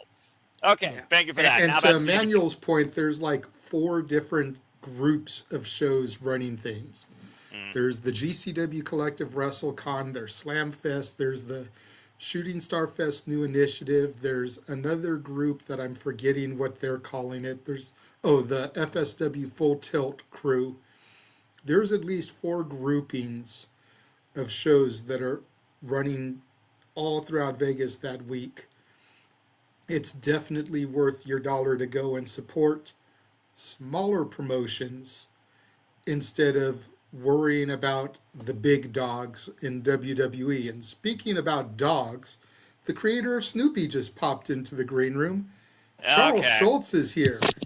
All right, Charles, late as ever, man. What the hell you been? Popping out your manhole finally because it's broad daylight? What took you so damn long? And Arlene has her hand up. I know it is, thank you. But if this turns into a shenanigan discussion, I'm going to tell you all to shut the fuck up. Now, Charles, what you got to say real quick for your excuse? And then I'll go to Arlene. Wow. Long day. Okay. And Stranglemania is part of the collective. It's not a standalone thing, and it's not its own group of shows. Thank you, though, Exactly. City.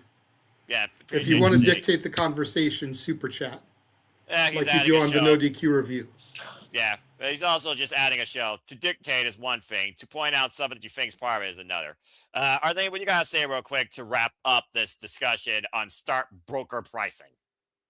Well, I was just gonna say that the injustice of taking NXT Stand and Deliver off the WrestleMania weekend, that showed people like that was me and my brother's first year going to the NXT Stand and Deliver, and like you mentioned it before, it's like it's our Super Bowl, and it was a chance for NXT superstars to showcase, and to take that away from them, I feel like that's just, and to give them another week, it's like, to me it's like you're taking that away, because it's like people, I got my friend into NXT, and so like, to me it's like it gives it, you don't have to go very far to go see NXT, to go when it's in the same town in the same week, it, to me, I don't know, I just don't think that's fair for the people that are NXT, because I don't feel like they should be a part of that, because your next step is to go to a WrestleMania, and now it's like not even in the WrestleMania weekend, so it's like, I don't know, I don't understand their logic in there. I mean, ultimately they're saying because they want to not take away from other things that are going on, but I mean, I think this is their opportunity to show people what they could do and why they should be called up. To put a bow on this broken record of dumb decision making and illogical referencing and business decision making, they don't give a fuck. That being said, they got more than enough crap for your walls to be bought into, where you might regret spending that money and you can't return it back to Walmart. But it is what it is when you spend it and you can't get it back. All right, moving on. Back to this. I'm just going to say real quick before I give it to Charles, we can catch up before we get to our main event. AJ Lee, Becky Lynch was a WrestleMania match and moment waiting to happen. I think the moment happens at WrestleMania. I think the win may happen at WrestleMania, but if it's for a four-way, then AJ Lee is going to do the same thing to Becky to protect the feud with Natty and Maxine to keep two fresh fiends and close the book on Becky and AJ. How do you get there, though? You freaking make sure that Becky holds on to the title by hook or by crook. I think AJ Lee's going to trap her in the Widow's Peak again. The referee's not going to be there, or it's going to be bumped. There's going to be a tap out. AJ's not going to be declared the champion, and there's no VAR here, and Becky Lynch leaves with the gold. That's all we got to say about that. AJ Lee, I don't think is going to win the title straight up again in her first singles match in a decade and a year. I just don't see it right now. I don't. Good pop. But again, Mountain Dew. Charles being here, this diatribe has now been brought to you by Fago. Well, there you go. And more here, also with thing here, just to put things in perspective. In general, WWE needs to realize just because they can does not mean they should in terms of how they do business.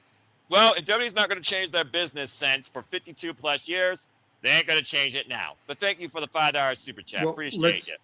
Let's remember, though, that it's not just WWE doing business now. It's WWE / TKO Endeavor. That's fair. They are underneath a bigger umbrella now. They have to answer to Masters, where they didn't have to for years. All right, fair enough. And TKO will advertise WWE into oblivion. Okay. That being said, I'm going to say that Becky Lynch leaves, AJ wins via disqualification. Charles, go ahead and lend your thoughts towards this, and then we'll get your quick picks for the Women's Chamber. And you're not going to say Finn Balor, even if you're drunk, I'm sure, because there's no way the fuck they're going to change this. But go ahead and lend your thoughts towards the Women's Championship match and your two picks for the Women's Chamber, and say Punk, and then we'll move on to the main event. Dude, well, as far as this goes, yeah, I expect Becky to retain. She's going into that Mania with the belt and losing it there. Big time entrance. All right. So it looks like I'm Godsmack here, and I stand alone. You do indeed. So good luck, bruv. All right. Once in a while, folks, a wild card prediction or a standalone prediction actually works. Actually, Jerry Slaughter, he's one of the very first ones that started that statistic long, long ago. In a galaxy far, far away when Naboo was under an attack? Well, maybe so, but I don't watch Star Wars, and I don't give a shit about Star Trek. JJ. That being said, Charles, go ahead and give your 2 picks. Real quick. There we go. Perfect. We got the Neguses together. They can fight each other. Charles, go ahead and say your 2 picks real quick for the women's chamber as well. One being Rhea Ripley, and the other, fuck it, I'm throwing a crazy card here. Kiana James. There you go. There you go, Noah. Someone actually said Kiana James. What the fuck is wrong with you? You're really say just a asking name that question. Just say a name, and apparently it works, apparently. Okay.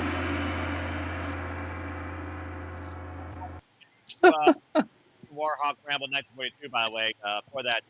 As business continues as usual, with people pissing me off and overtaking the Twitter thing into its own TED Talk for the last 6 months. I wouldn't expect anything less. Well, that being said, again, we've had a lot of great talk, a lot of fun, a lot of unique conversation, fantasy booking, a little bit of business propositioning, and what should be WrestleMania. Is WrestleMania worth it? Will it be worth it? Will this be altered? The answer is no. But let's go ahead and get right into our main event as we go back inside the chamber for the men's Elimination Chamber match. To find out who will face Drew McIntyre for the undisputed WWE Championship. Your field is as follows. The Viper, Randy Orton, stay with me now, L.A. Knight. Yeah. Yeah. Give that man a bone already! Anyway, the American Nightmare, QB1, Cody Rhodes, your boy Bouncy, Javon Evans. How the hell this guy has just literally just had the rocket strapped to his ass on the main roster scene in less than 2 months is incredible, to say the least. First, Camille Case, wow. Trick Williams, and yep, the man with the biggest thumb down record in YouTube history in WWE modern era. Yeet. Main event, Jey Uso, and he still has one half of the Raw World Tag Team Championships. Okay, guys, you know how this goes. 6 men, only one goes on to WrestleMania. Cody Rhodes, Drew McIntyre, who basically told the story of the Undisputed WWE Championship for the better half of 2025. Javon Evans, who bounced on the scene, got thrown by Obafemi, not once, but twice, but has been taking a highlight reel every chance he gets. Trick Williams, of course, who's been literally the man as Lemon Pepper Steppers, commanding the stage and at the expense of Sami Zayn. Main event, Jey Uso, who punched his ticket to WrestleMania last year via the Royal Rumble. Can he make the same thing happen through the Chamber? LA Knight, who apparently cannot seem to get back on the gravy train towards the World Championship picture for his damn effing life.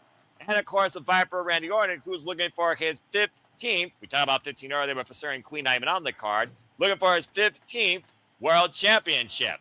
So you know how this goes. You each get 2 picks, a primary and a secondary. So let's see who you believe is going to take on Drew McIntyre to achieve broken dreams or have them shattered, maybe with a future shot DDT.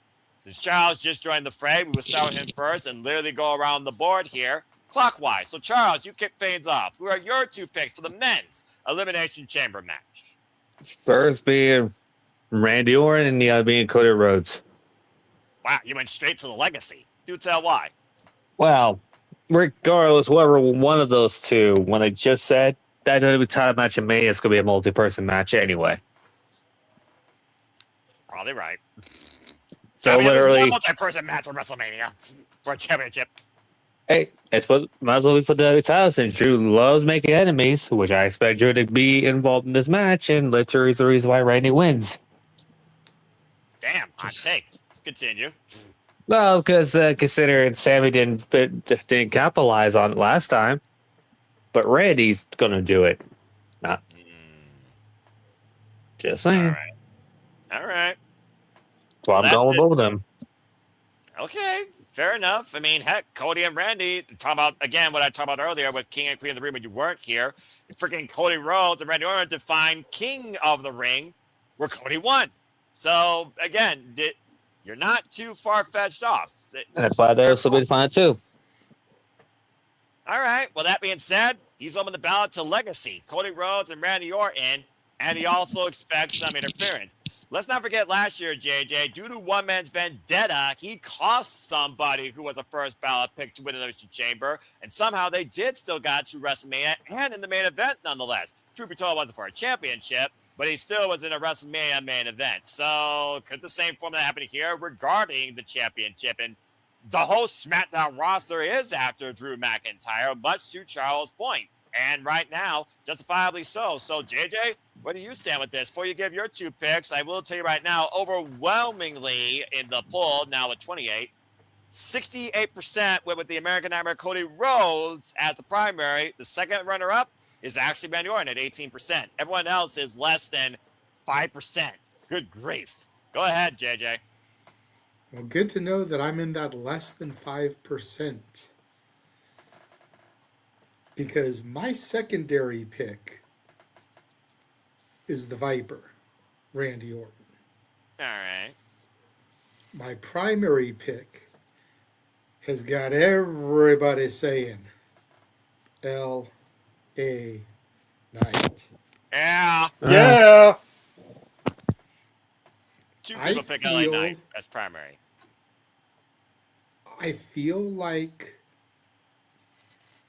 we've talked a lot this past year or so about matches that don't need a title. Right. We said Becky and AJ doesn't need the title. But it's looking like it's going to have the title come Mania, regardless of who goes in with the championship. And according to you, more than just those 2. Randy and Cody doesn't need the title, though. Now, I don't know how we get here within the confines of this match, but Cody is loopy, RKO out of nowhere. Randy pins Cody to eliminate him from the match. I like that.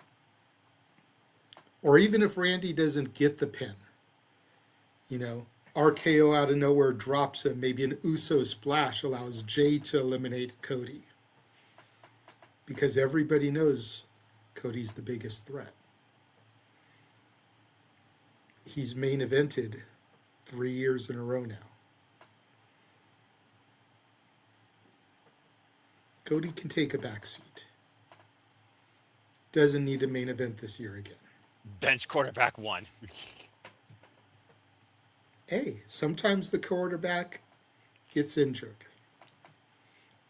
Cody's not hurt. But sometimes you just want to give your backup QB a big game to see how they handle the pressure. That's LA Knight here. That's fair. Pedro should have did that. LA Knight is that guy who the fans have been clamoring for years. And for whatever reason, they keep holding him back. Yeah. And you can't sit here and tell me, oh, it's an age thing, it's an age thing. Hell no. Randy Orton is 45. He'll be 46 by the time we get to Vegas. The WrestleMania main event's defined by 40 years old plus. Continue. Exactly. So don't give me this LA Knight is too old thing. 40 is the new 30. Accurate. And LA Knight, Eli Drake, Sean Ricker, whatever the fuck you want to call him as, has never had any serious major injuries to him. Incredibly. No, he hasn't. So he's still going at his age in peak physical form. He's not Rey Mysterio, who's had 375 surgeries on the same freaking knee. Damn. Stop me when I'm telling lies. No lies detected. I'm sure. I may be over exaggerating, but stop me when I'm telling lies. You're not. You're not exaggerating because that gun might as well be paper mache. So that's what I've got here. But I think I could almost see Cody being the first one to be eliminated. Wow. Because everyone is going to gain up on him. And it'll look like Randy is trying to help Cody until Randy strikes like the viper that he is and drops him with that RKO. I just want to see Cody go like this and just get whacked. All right, fair enough. You also got to keep in mind, folks, the Elimination Chamber starts with 2 people. The rest are locked in pods, released in intervals. And we've also seen all 6 people in the chamber at once before anybody has been eliminated in the past. So don't rule it out if you think Cody, who might start this thing off, might literally, oh, he's not going to get eliminated until one's in there. People have been eliminated before the entire field has been in play, and no one's been eliminated before the entire field has been in play. Anything can happen inside the chamber. Only thing that matters is you pin or submit somebody inside that ring to eliminate them, and you're the last one standing.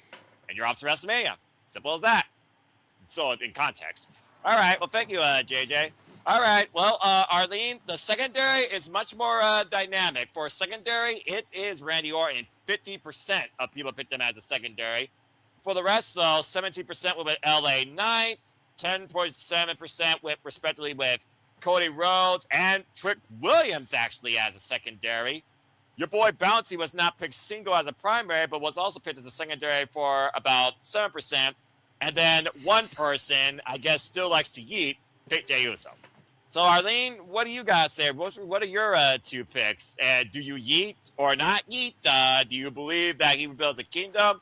Do you want to see LA Knight finally get his gravy train in the main event picture? Or do you see something else happening? Do you whip that trick? Where do you stand in this? Go ahead. I get to pick whatever I want because I have the theory that this match isn't gonna matter. This match is not gonna matter, and I'll tell you why. Because in Twitter lately, there's been a rumor that's been saying that Brock Lesnar is gonna eliminate one of the people in the chamber, and when that happens, the match is void. Is it not, Noah? If Brock Lesnar attacks one of the people and he inserts himself, is the match still valid or not? The only way the match is still valid if the match continues and the person that he eliminates is an official participant that is simply said to be eliminated. Case in point, Jade Cargill destroying Naomi. Eliminating her did not throw the match out as the rest of the participants was still in there. If Brock does not, and I mean not, win the chamber or ruin everyone in the chamber, the match still stands no matter how many he eliminates. Okay. So if Brock Lesnar wins, it's not valid, right? Correct. And okay. What the fuck? But so this is why I'm not picking LA Knight, because the rumor is he's going to take LA Knight's spot in the chamber. And this is why he says he's going to have an open challenge at WrestleMania, because he's going to get rid of LA Knight. And who better to answer his call is the person that eliminated him from the chamber, LA Knight versus Brock Lesnar at WrestleMania. Damn. That is why I'm not picking LA Knight. I love my Randy Orton. I wouldn't mind seeing him as a champion. Are they going to give it to him? No. You know who's going to turn their back before anybody? I predict that Cody's going to turn on Randy. Well then. He sees the opportunity to pin his mentor, and he's going to take. I can see them playing on the fact that Randy Orton might hesitate. He has that hesitation. No, like, I can't do that to Cody. Look what he did to Sammy. He's not going to hesitate to do what he did to Sammy to Randy Orton. And let's face facts, Randy Orton, even if you turn him heel in this instance and you get him to be against Cody, no one's gonna boo him because that's my man. And he is the most awesomest heel in the world. And people are still not gonna boo him even when he's a villain. So I predict that Cody is gonna pin Randy Orton. Would it be the first pin? No. But I predict that Cody is gonna turn before Randy Orton does. So that is why my second pick is Cody. My first pick, I'm going to throw up one of the 5%ers up there. I think Trick Williams is going to win the fucking chamber. Excuse my language. Wow. Okay, whoop that pick. Wow. Arlene went out a complete sub-tangent again. Okay. Well, that being said, she picked Cody Rhodes and Trick Williams. Well, okay. And I think she put another match for WrestleMania, and that might not be an insult. That might be a fact of life. Okay. Thank you, Arlene. Damn. Emmanuel, follow that shit. What are your 2 picks? Good luck. I go the opposite of Maureen. Yeah. Yes. My number 2 pick was Wicked Trick Williams. Diddy has an opportunity to pull a third trigger. And one some generation superstar is catching fire. He's not in the Raw. And people were saying, whoop that trick. What? There was a moment in NXT, a college team was going, whoop that trick. If WWE plays its cards right, you got a superstar in the making. He doesn't need to be heel anymore. How can you be heel if the fans are behind you 100% of the time? Like, WWE has a problem, and that's like if Trick Williams is gonna beat the future, he needs to be babyface right away, SAP. And Drew McIntyre versus Trick Williams as Trick being a babyface, like realizing that the fans are still behind him even though he turned heel. That's the storyline to be told. And Drew McIntyre could lose that championship. What a way to make a person, a superstar, mean something. You don't have to wait a couple of years to do so. People have been complaining about how Cody Rhodes still act is still now. They've been sick and tired of Sami Zayn as well. They've been tired of these baby faces. And I'm guaranteed that he reads these things on the internet. This is no coincidence. There's sometimes they steal ideas from us and they claim it as their own. If WWE wants to be if WWE wants to make a difference in the internet wrestling community fans, make them happy, and the casual fans as well, because the casual fans been cheering that too. So why not pull that trigger? But unfortunately, we don't matter. That's why. It doesn't matter. Yeah, it doesn't matter. It doesn't matter what we think or what we want. Unfortunately, we gotta see a triple threat match. We gotta see Cody Rhodes versus Jacob Fatu versus Drew McIntyre, and Drew McIntyre regains the title again. I know, Charles. I know. I'm shaking my head too. Like, I don't want to see that near. Like, I don't agree with this take near. I don't want to see. Yeah. I don't want to see Cody Rhodes be champion, like in winning the Chamber as match near. But it's like one of those things. Like if the rumors are true, saying that they want Jacob Fatu inserted in the main event, then what was the point of Cody winning? Like, just insert Jacob Fatu. Like Jacob Fatu versus Cody Rhodes doesn't need the title. That's a WrestleMania match itself. Mm-hmm. Them beefing and them feuding. But is WWE gonna give us that? No, we're gonna have a triple threat.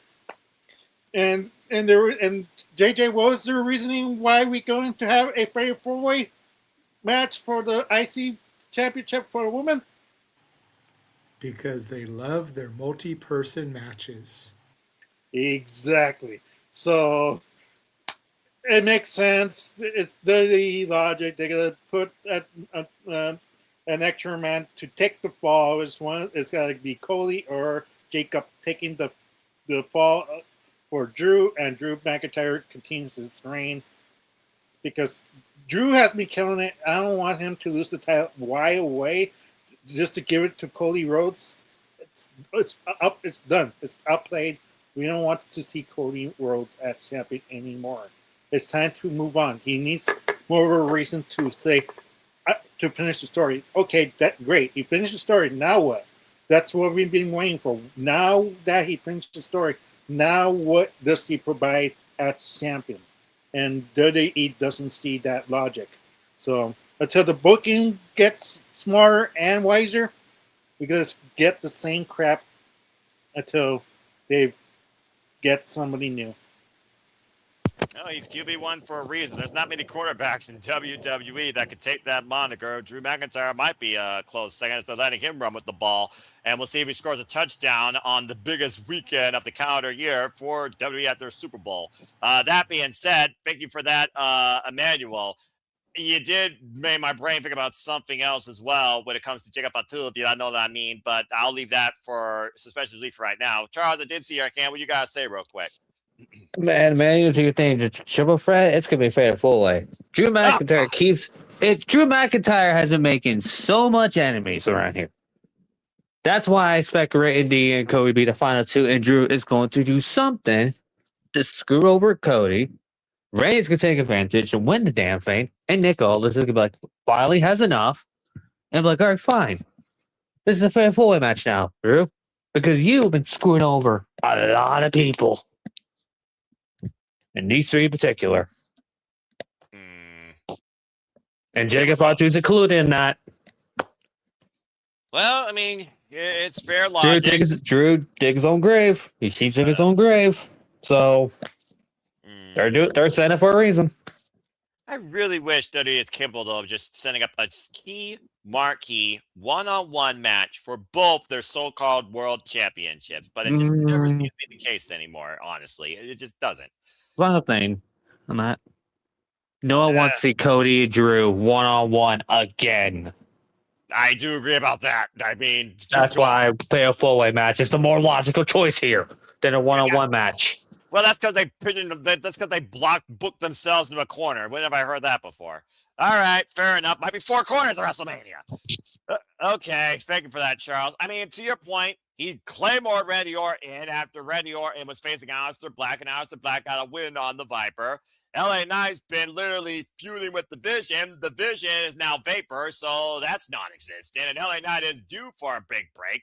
Cody Rhodes and Drew defined the later half of last freaking year. Jamin Evans, your boy's going to bounce off the top of a pond and hit somebody with the damnedest cutter we've seen probably yet in his young OG career. Trick Williams, the newest guy on the scene. I don't think they're ready to put the new toy out there on WrestleMania to have him lose. And everyone tried the Jey Uso experiment last year, and it fumbled at WrestleMania, honestly. So you don't need that either. He's a tag champion. So, yeah, outside Randy and Cody and LA, it's kind of hard to go against anybody else. You talk about Drew screwing people. What about that interaction with Cody and Sammy? What if Sammy literally takes matters into his own hands? Instead of everyone wanting Cody to go heel, Sammy goes heel again. Sammy right now has had the worst start to the calendar year, in my opinion, and he's nowhere to be found right now anywhere near the WrestleMania marquee or WrestleMania picture. So if Sammy wants to get his own moment out here, he needs to probably do that thing for somebody else. So I wouldn't count on Sami Zayn trying to get involved here either. Drew McIntyre gets involved. He stops him. Cody sees that. He screws Cody. Cody's out of WrestleMania, or so we think. And the Jacob Fatu factor is extremely interesting because I don't think Jacob Fatu has been pinned or submitted by Cody or Drew or anybody of marquee. I guess that solo thing was kind of a thing, but he had help with the MFT, so I don't count that. But Jacob Fatu has not had like a major loss, honestly, for quite a while. So that's a fair tangent. If he's triple threat, it could be the first time he's pinned at WrestleMania, plus he won WrestleMania last year. It's just one of those things, though, that Cody, again, he is QB1, but QB1 doesn't always need to be the guy that holds the ball. And I'm not saying there's anything wrong with Cody, but you need to change the landscape at the top of your picture being somebody that's not over 40. If you're really going to be for the next generation, you got to take a chance on someone fresh and new. So I think based on everything we said, everything I've seen, everything I've looked at, and Arlene, I think your booking is more logical for the triple threat. I've been saying Fatu, Cody, and Drew since the freaking Royal Rumble when, let's not forget, Drew Claymored Cody out the Royal Rumble. All right. And yes, Warhawk, Cody is a great wrestler. He's a great person. But how many times is Cody the new Cena? Answer that question for me. Is that what we're getting here? Is Cody the new Cena? I'm just saying. I think I got to go with Cody regardless because he is the key player. He is the biggest threat. Why would you not go with him? I got to go with Cody as number one. And I really want to see LA Knight get it, but LA Knight hasn't had nothing right now with Drew McIntyre, to be honest here. So it would just be a wild tangent. Trick Williams, he's probably more liable to beat, this versus LA Knight because he's already confronted Drew. But how do you go against Cody and Orton? Why they're still existing? I got to go with Cody and Orton as my two picks in that order. Manuel, I do see your hand. What you got to say real quick? After your question, Noah, no, Cody will never be John Cena because John Cena first reign was crapped on right away. That's why Cody was championship first reign was welcome. It's just the second time he really didn't need it as much. Like I said, we need it's not that it's Cody's fault. It's just his story ended. Now that he lost the title, he needs another story to flip the chapter, but there's no chapter. It's the same story. Yeah, how many books are bestsellers versus in the bargain bin for less than $5? Yeah, exactly. So we need a new story, a new reasoning why he needs the title. Yeah, fair enough. Charles, what you got to say real quick before we go to our last bit of a chatting topic here? I'll say this. Jey Uso is going to get pinned easily in the first couple waves at this point. But he's the man that's not supposed to be in this match.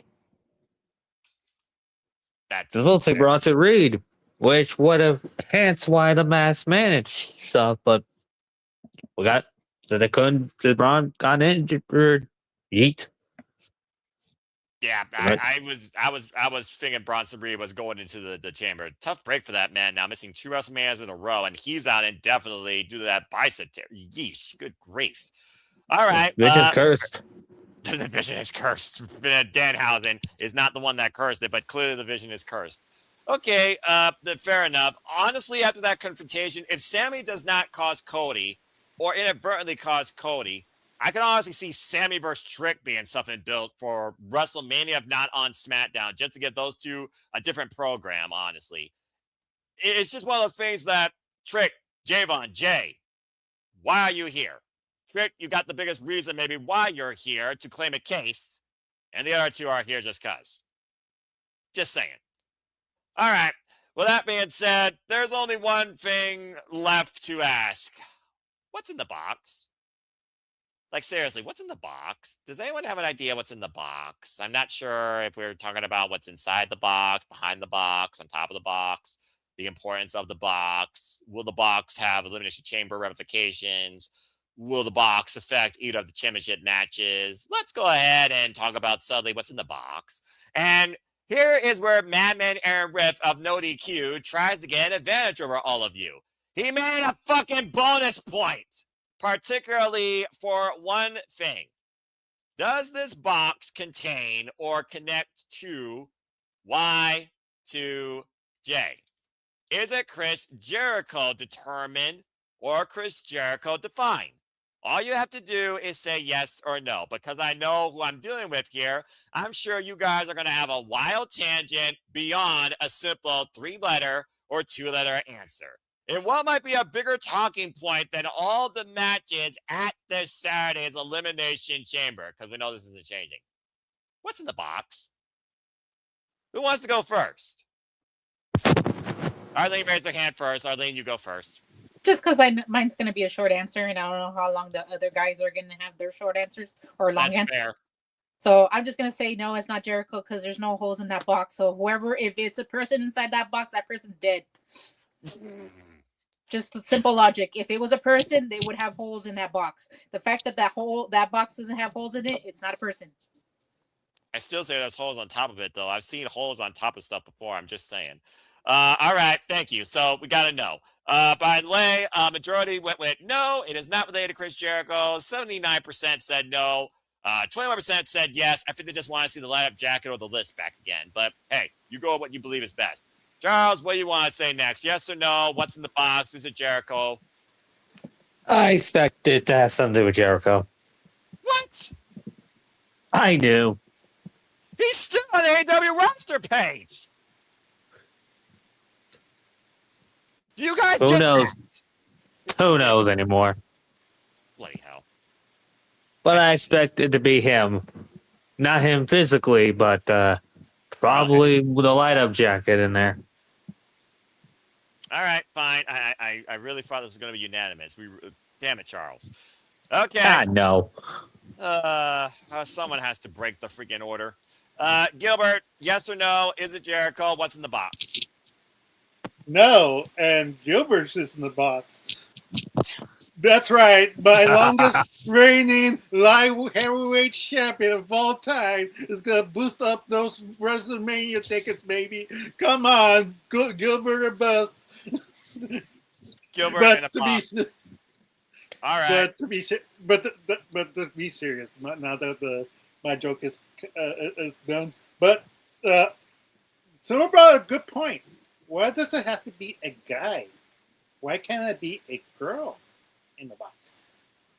Okay, first off, this isn't Russia. Secondly, Vince McMahon isn't running the business. It's not a mail order bride. And third, just no. No. Like, what woman's in a box besides a box in their own head named Tatum Paxley, who's her own mental case? No. I don't know. I saw that take and like, that's not a bad take because like let's see the girls' chamber like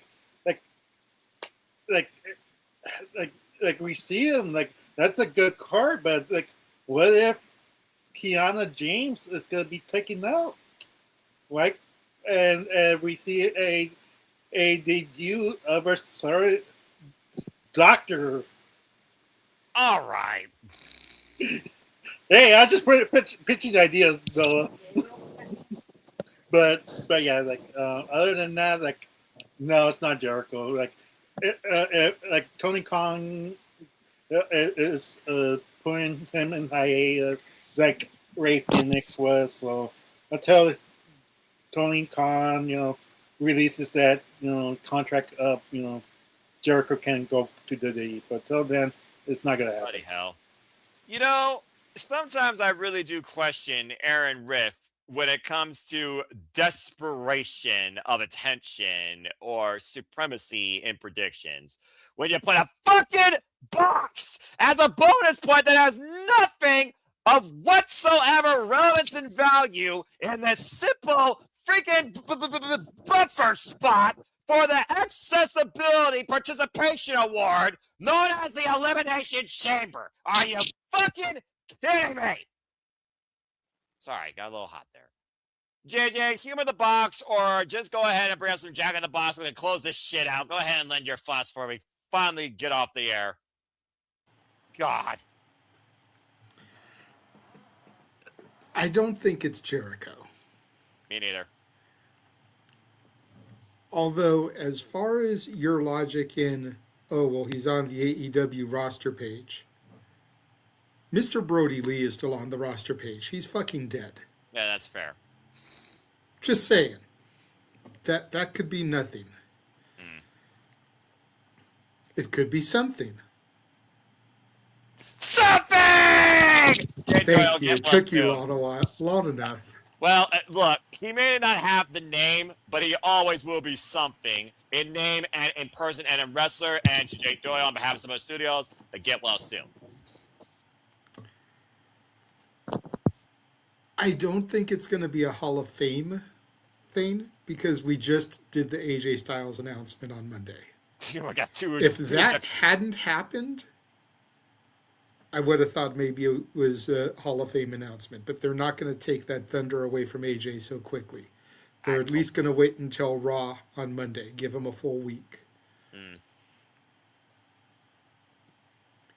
What's getting me is the fact that Pierce and Aldis are going to open it together.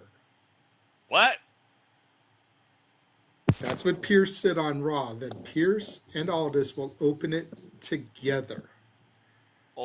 Okay. I'm thinking it's going to be Danhausen. I'm still going with Danhausen God. because I think that's why both of them are opening it. What It's is going to that? be something crazy, something zany, something kooky. Both of them are going to react like, what the fuck is this? Doesn't Adam Pearce's blood pressure be high enough already, and Nick Aldis zero tolerance for nonsense be high enough already? I'm just saying. As far as Arlene's point about whatever it is being dead, there could be holes on the back of the box I've been that we saying can't that.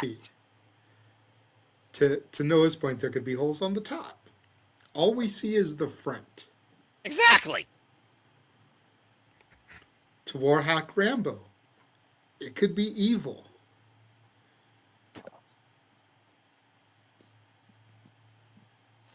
You know, he's throwing the Danhausen quote out there, but remember, I mentioned on Shenanigans, it could be two people in there. It could be Danhausen and evil.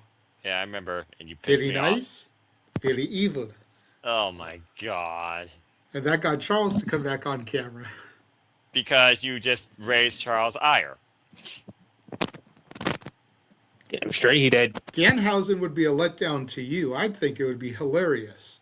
We're in Chicago. It's Punk. He's connected to Punk. It makes perfect sense. It does, and it's WWE. WWE is all about humoring the fans, even if you find the humor way less than hilarious.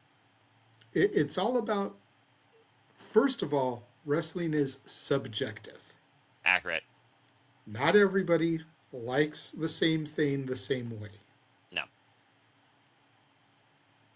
You know, for every 5.5 hour AEW pay-per-view that Noah likes, I'm yawning through it because it's 5.5 hours and could have been done an hour and a half quicker. Lightweight. Or 2.5 hours quicker. You know? Subjective. It's not to say the matches aren't good, but I don't need to sit there for 4.5 hours when I'm used to getting my shit in 2.5 to 3 hours. It's the same reason that I always preferred Mickey's Christmas Carol to any of the other versions.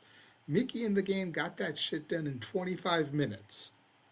And you want me to sit here for an hour and a half, hour, 45 minutes, 2 hours to watch the same fucking story. Even the Muppets almost took 2 hours when Mickey and the Game got that shit done in 25 minutes. Good Lord, they've overkilled that story so long. I'm just saying, like, all right. Subjective. Danhausen, to me, would be hilarious.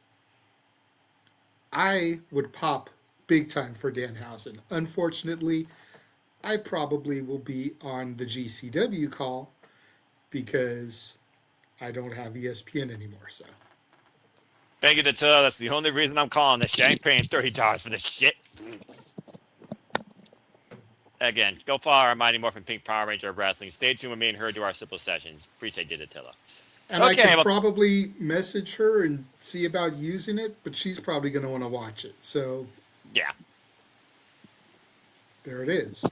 I saw Emmanuel with his hand first, and then Charles keeps popping up on the screen. You're the one running it, but I just wanted to point that out to you. I do appreciate that, JD, because sometimes when I listen to you, my brain hurts with what you process, because I do think you're brilliant, but I also think sometimes you're ridiculous.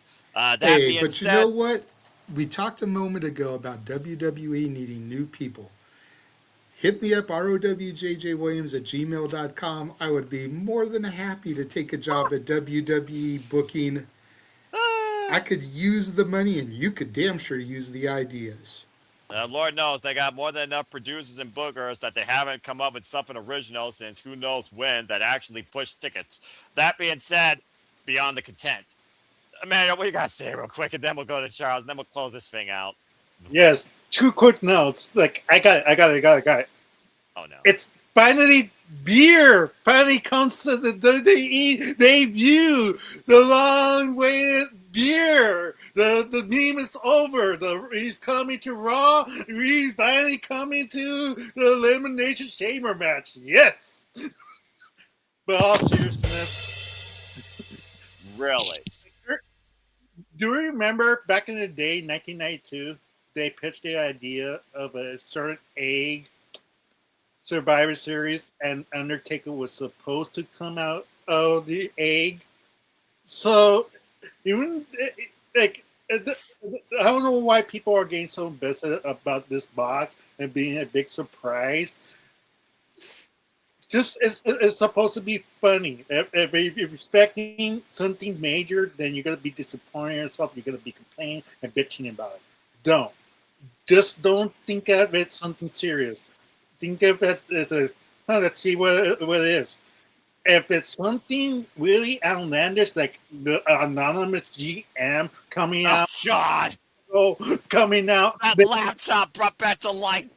yeah, then you could complain about it. But other than Do-do-do. don't complain about who's in the box. Just have fun with it.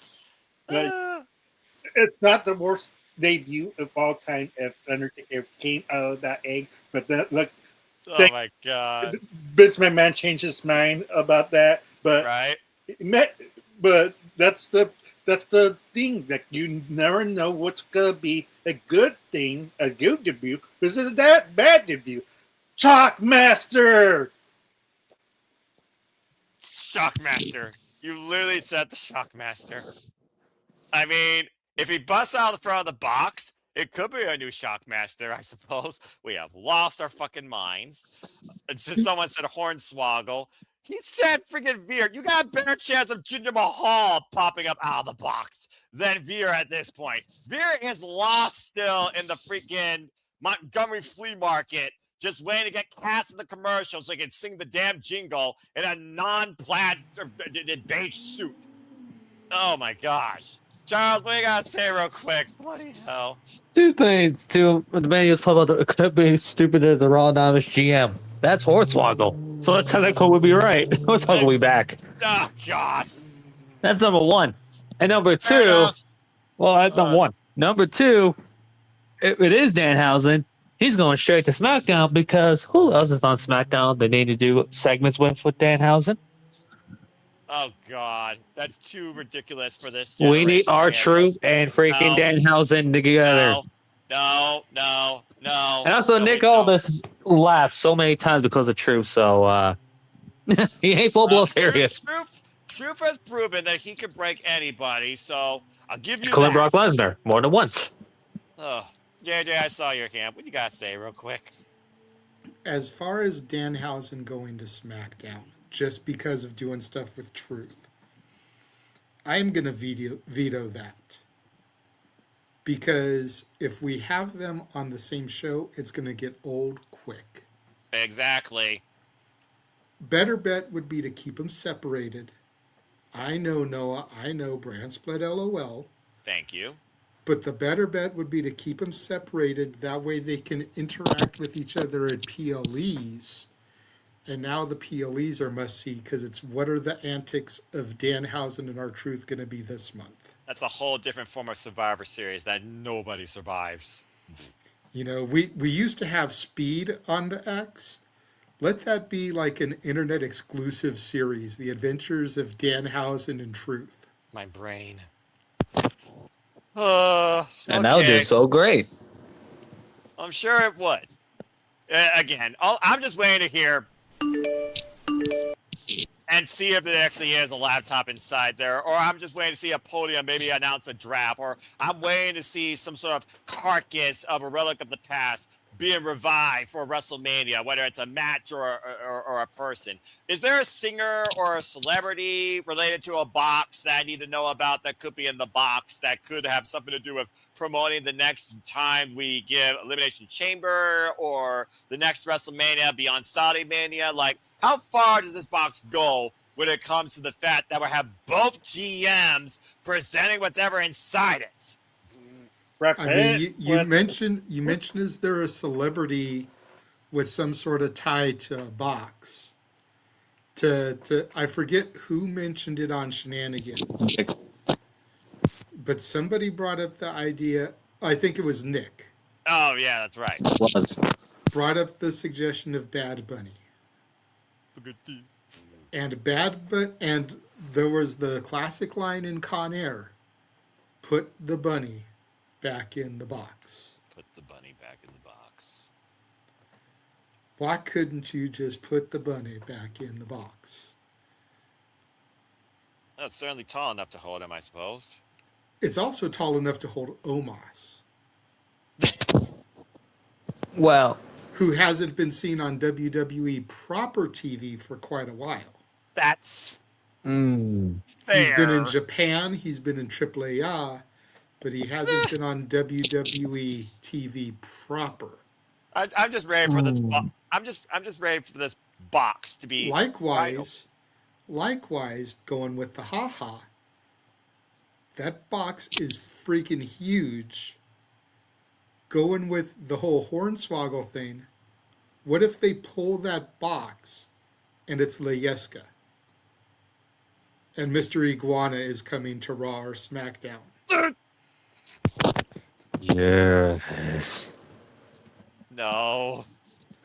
No, no, no, no. Yes. No. I feel like I'm Hey, gonna do a walk-off. Layeska is gonna be in the video game. They scanned Layeska. They Yes, and I can confirm. That They is a They thing. scanned Layeska. They scanned a puppet. And it's in the entrance for Mr. Iguana. So, Oh yay. gosh. But And it- can Layeska do the Spanish fly in the game? That's what I want to know. A puppet is not a participant. Well, you Hey, can that's- make puppets into a thing in the game. Just Arlene saying. and Emmanuel, did you guys not call a AAA show where Layeska did a Spanish fly? Yes. Oy. Thank you. Fuck you both. Oy. Noah, if they can put Larry the dog as a DM, they could put an iguana in the game. Arlene out. I'm still saying this with JJ. We still need that multi-puppet match. Damn right. Layeska That's it. versus Demon Nito versus Mini Monet versus Pepe. We need that. And if y'all That's don't remember who WrestleMania Pepe part. is, go look up WCW Chavo Guerrero. Oh my god. Pre-Lieutenant Loco Chavo. Orderly. So this is really what WWE's become now. We'll just put anything in a fucking video game. Why even create a superstar? You could have a puppet. You could have a freaking pet. You could have a freaking celebrity. You could have a freaking pompous social media jackass. You can have anybody in a WWE ring, apparently. Got it. Fuck. To answer your question, Noah, the only other movie reference I could think of, like on top of my head with the box, is when it's the movie Seven, where Brad Pitt, "What's in the box?" and it's just the head of his wife in a box. That's the only box reference. I That's can how you use. reveal Al Snow is in the Hall of Fame because what else was in the box? It was a head. Al Snow's going to the Hall of Fame. The Hall of Fame! What does was- everybody want? Hey! I want to say this real quick to Which- JJ's which- point. Which, really quickly, while we're on the Al Snow thing, if you go back and you watch the House of Glory show from Los Angeles, there was a dude in the audience dressed like Al Snow with a mannequin head. Oh my god. I thought I was the only one that noticed that. I was watching Dude, that. I was there live. Of course I saw it. Oh, you're lucky. Well, lucky. But I was going to say this real quick.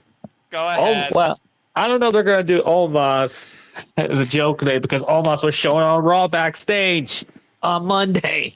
That's true, So- he was, but that we've already seen him then, so it wouldn't make sense for him to be in the box.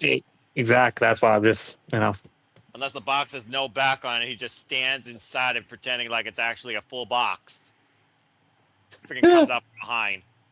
Oh my gosh. It's Heath Slater and Jinder Mahal, 3MB's back. Will you stop that? if we see That's Drew what, McIntyre in the back, that's when it should be the case. Oh my gosh. Noah, my What? worst dream, my worst possibility coming true. They open the box, it's nothing. Guess who's back? John Cena. Because you can't see him anymore in the PLEs. All right. This is Well, when you don't know, worry, he'll be there for the Hall of Fame with Dr. AJ, though. So about to say. I don't again, know. Yeah, I don't know either, honestly, as far as that goes. Oh, yeah, congratulations again to AJ Styles going to WWE Hall of Fame. We'll talk more about that probably on Shenanigans, folks. Of course, that was announced on Monday night. Raw. Stay tuned for the Shenanigans to follow our coverage of GC Elimination Chamber, and we talk about what was inside the box and never talk about the box again. May they burn the wood from it. Fucking hell. I cannot believe how much talk a box has gotten out tonight versus wrestling matches. Okay, well, that being said, folks, that's Elimination Chamber. Again, this is not going to change. I bet my house on it. Again, I'm just saying it may not change, but it could be added to. It might Oh, cost your house. I never got Overkill. asked about that. I never got asked about that. The freaking overkill is all I gotta say. Freaking I never- about that. All right. I never really Sure. said something about the chamber and the Raw World title match. Huh. Ugh. Well, quick. Go ahead. I'm going with Finn Balor to win the title even for a short week. What? Yes. Telling you, I don't think it'll be for a week, but we all swore Io wasn't going to win the title, and she did. Triple threat match at Mania, Roman versus Balor versus Punk. I could see it. I think you all are fucking insane. Okay, that being said, If it happens, I'm going to expect an apology. If it doesn't happen, whatever, because I said that Punk is probably leaving with the title. I even picked him. But if it does happen, I'm the one that said it. we'll see. Highly unlikely in all likelihood. 0.01% chance this gets changed. But that being said, folks, So you're regardless, telling me there's a chance. there's also a chance you get an STD while having safe sex. That being said, How would you know? because I once took a sex ed class in junior high, do you really want to go down this road No, I of just thought logic I'd mess against with me, you. of all people? I didn't No. think so. Anyway, that being said, folks, this isn't changing, but again, that is the Elimination Chamber. So what are your predictions? Who does get on the marquee to carry Jade Cargill and to challenge Drew McIntyre? Is this Finn Balor's last chance at the World Championship for a duration? Is this his Judgment Day as part of the Judgment Day? And does AJ Lee win her first title back after 11 years of not being part of the WWE? We'd love to know your thoughts towards the chamber, the Elimination Chamber, and the box down below in the comments section as the chat also as we conclude. And we thank you all for tuning in to this wild, offhand, as per usual discussion here on Cinema Dating. Just some comments here real quick for some people. Stepway approved. Yeah, I wonder who said that. 8 out of 10. Let's freaking go. The box is appointed to announce the draft. Oh, someone was freaking like me. The box are probably underwhelming. The box has Mr. Iguana. Who said that? Do I go watch this in person or Saturday to be continued? Let's freaking go. Danhausen. Freaking Danhausen. Bloody hell. But again, folks, that's Elimination Chamber. Thank you all for tuning in. Let's get the fuck out of here and chill and then go to bed before I have to cover this crazy shit. Again, folks, you got till 6:30 p.m. Eastern Standard Time, Saturday. That is Saturday. This Saturday. To make the final. Saturday. The freaking Rebecca, Dave Scott didn't sing a song about Saturday, thankfully. She sang a song about Friday, and it's Friday here on the East Coast. And I am not singing that shit. Not copyright. Let's go around the horn and get the fuck out of here. Charles, you're right late, but it's always a pleasure. Glad you're here. We got to get your plug graphic day at some point here in the near future. Go ahead and tell where people can find you as always. You can follow me on Twitter at Tuton Grano. And I'm found is now. Well, if I was thinking there's probably Joe Hendry in that box. You fucking son of a bitch! Had to say it. His name and he appears. I believe in Joe Hendry. He had to get it there. He had. Someone had to get it. It's a fucking running. Tell me I'm wrong. Tell me I'm wrong. He will probably appear out of that box. It's not the craziest thing Joe Hendry has done. Come on. Not, but he's the NXT champion. He's got to do it for he starts at Vengeance. Whatever the fuck that is. Thank you, Charles. Every time. You always expect someone running that gimmick at the end. This time before I freaking sign off. Son of a bitch. Thanks, Charles. Dominguez says, you're always a chaotic duo, but we appreciate you both. Good luck to both of your predictions where you face each other, work together, or always rival one another. Let's go ahead and plug and promote both of you, as always. And to Randy Orton's biggest fan, first and foremost, Arlene, a pleasure once more. See you for WrestleMania. Where can the people connect with you? And good luck in your education pursuits. You can find me on Instagram, Arlene Dominguez, on Twitter, ADM73244. Breaking news. I will only be participating this year in the WWE predictions. I will be participating on NXT, but I will not be filling the form. I would not like to talk about what happened last year. How I changed my pick from Kendall Gray. My brother can testify how raged and mad I was when she won the freaking. I don't even want to talk about it. And because I was so worried about points, I would have been perfect. And I probably would have been a second time NXT prediction champion. But because I was so afraid of being behind on points, I changed two of my picks and it cost me fourth place. And fourth place is not that bad, you know? But at the end of the day, what does Noah say? Protect your mentality. So I figure that my picks are always the right picks. And if anyone wants to follow me when I do come on predictions on NXT, because I was the queen, and when people said, who would have picked Kendall Gray? I had picked Kendall Gray. I had picked Kendall Gray. Oh. I changed my pick because of points. Oh. Devastated me so bad. May you testify. I threw my computer on the floor. Oh my. Because I Damn. would have been perfect, Noah. I would have been second year champion in the row. But So that's why you were that's why you were like 2 or 3 points short. I was wondering what happened. because I would have been tied for first. I was okay with that. I changed my pick from freaking Abos. I mean, what's his name? Oba. I had changed my pick from Oba. I knew he was winning, but I changed it because points wise, I didn't want to be far behind on points. Same thing for Kendall Gray. I would have probably got extra points if I got for Kendall Gray because I was the only one that would have done it. Run it back and watch that freaking prediction. I was the only one that said Kendall Gray's gonna win it.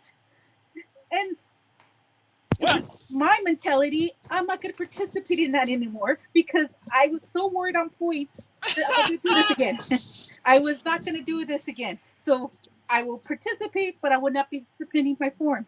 Okay, so you're just gonna be an observer. Exactly. So if you guys want to versus know my actually picks, predicting. the right picks, and be a champion, follow me when I do what NXT, but I will not participate to protect my mental thing because I do not want to crash out like I did last year. Well, considering you had 31 points tied with Emmanuel last year, and the winner had 33, if those two matches you would have picked correctly were correct, and 2-1 at 3 to 31, yes, you would have been the winner. But I respect your decision. I also respect you supporting wrestling still. And at the end of the day, do this for fun, but also protect your mentality. Don't take it too seriously because it's not like you're winning any money. But that being said, yes, folks, just in conjunction with what she said, I will be once again hosting and, of course, moderating with Sleep Predicting NXT once again this year for the NXT League. Stay tuned for the first event. But you don't understand, Noah. I could have been rubbing it in JJ's face again of how I was why he's two smiling. times. That's why he's In smiling. 2 years. My first 2 years participating in the freaking predictions league and winning it, not knowing what I was doing. It's like they take they listen to me because I'm out. Thank you. Have a good night. Have a good night, And Arlene. now Get you some can't, rest. Arlene. Have a good night. Get some rest. Drink some water. We'll see you for NXT Sleep Predicting. Well, JJ, with that, damn, that's harsh, bro. Yeah, well, JJ, She knows it's all in love. wow. I've Because never. she's still there. Well, She just I went was off the waiting- camera. She probably was waiting- I'm here. See? But you know what? I still beat JJ, so that's all that matters. And it's his NXT, so I don't give a That is also accurate. In all fairness, while the first year I can't defend, last year was a shit year for me on a lot of fronts. So being able to beat me last year ain't saying much. It's true. About to say. I was not in the best mental state last year.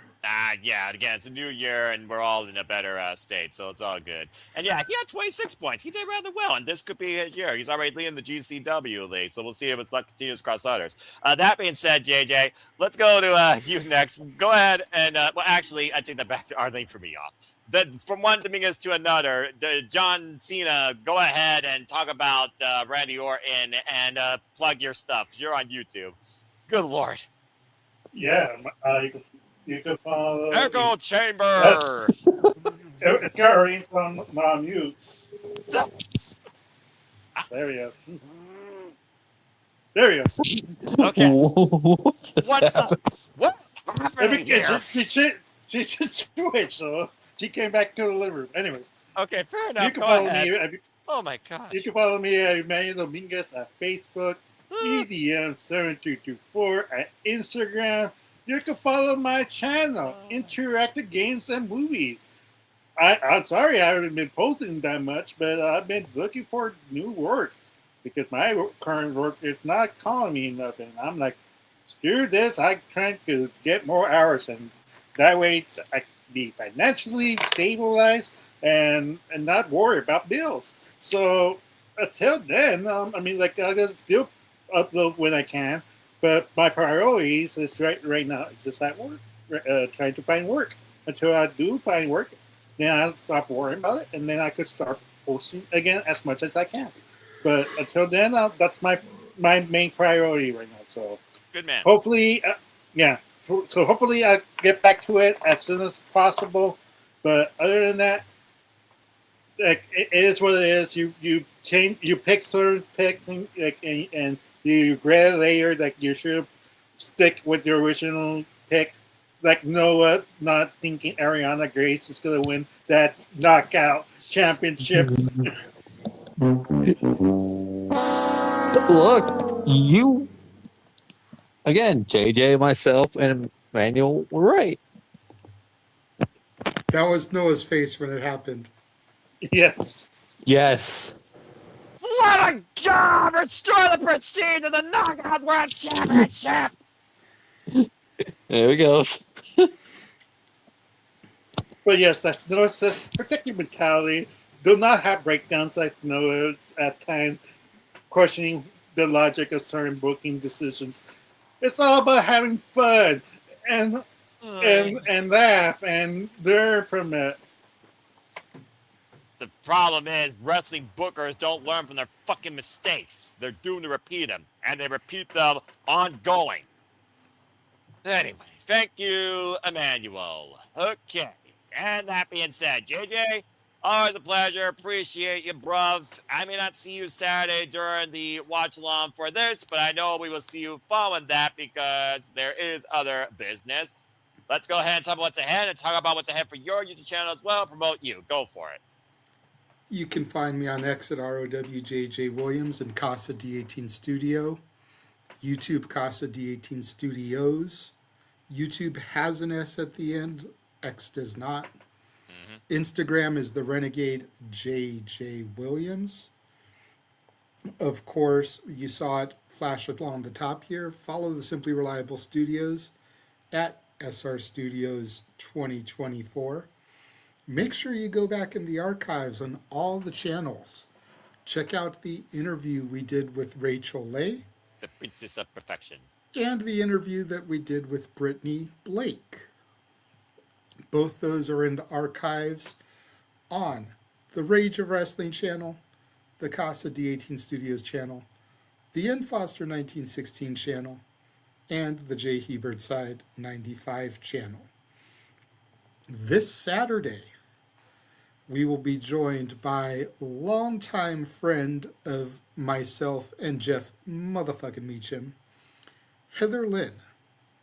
Heather Lynn is the Poder Mania ring announcer. Nice. She also is a former valet of the Raw general manager when he carried the 10 pounds of gold, the scrap iron Adam Pearce. She was a member of the Family Stone, which he was also a card-carrying member of. And then, going forward, March 7th, the Witchy Woman, Kaya McKenna, will be on Shenanigans. March 21st, Jocelyn Navarro will be on Shenanigans. March 28th, La Leona, Alejandra Quintanilla will be on the Shenanigans. April 4th, everyone's BFF, Izzy Moreno, will be on the Shenanigans. April 11th, the Poder Mania promoter, Ed, will be back. And I am in the process of ironing out the details.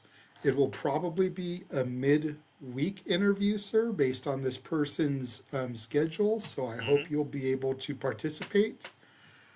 But once we get the date ironed out, that announcement will be posted on the social medias.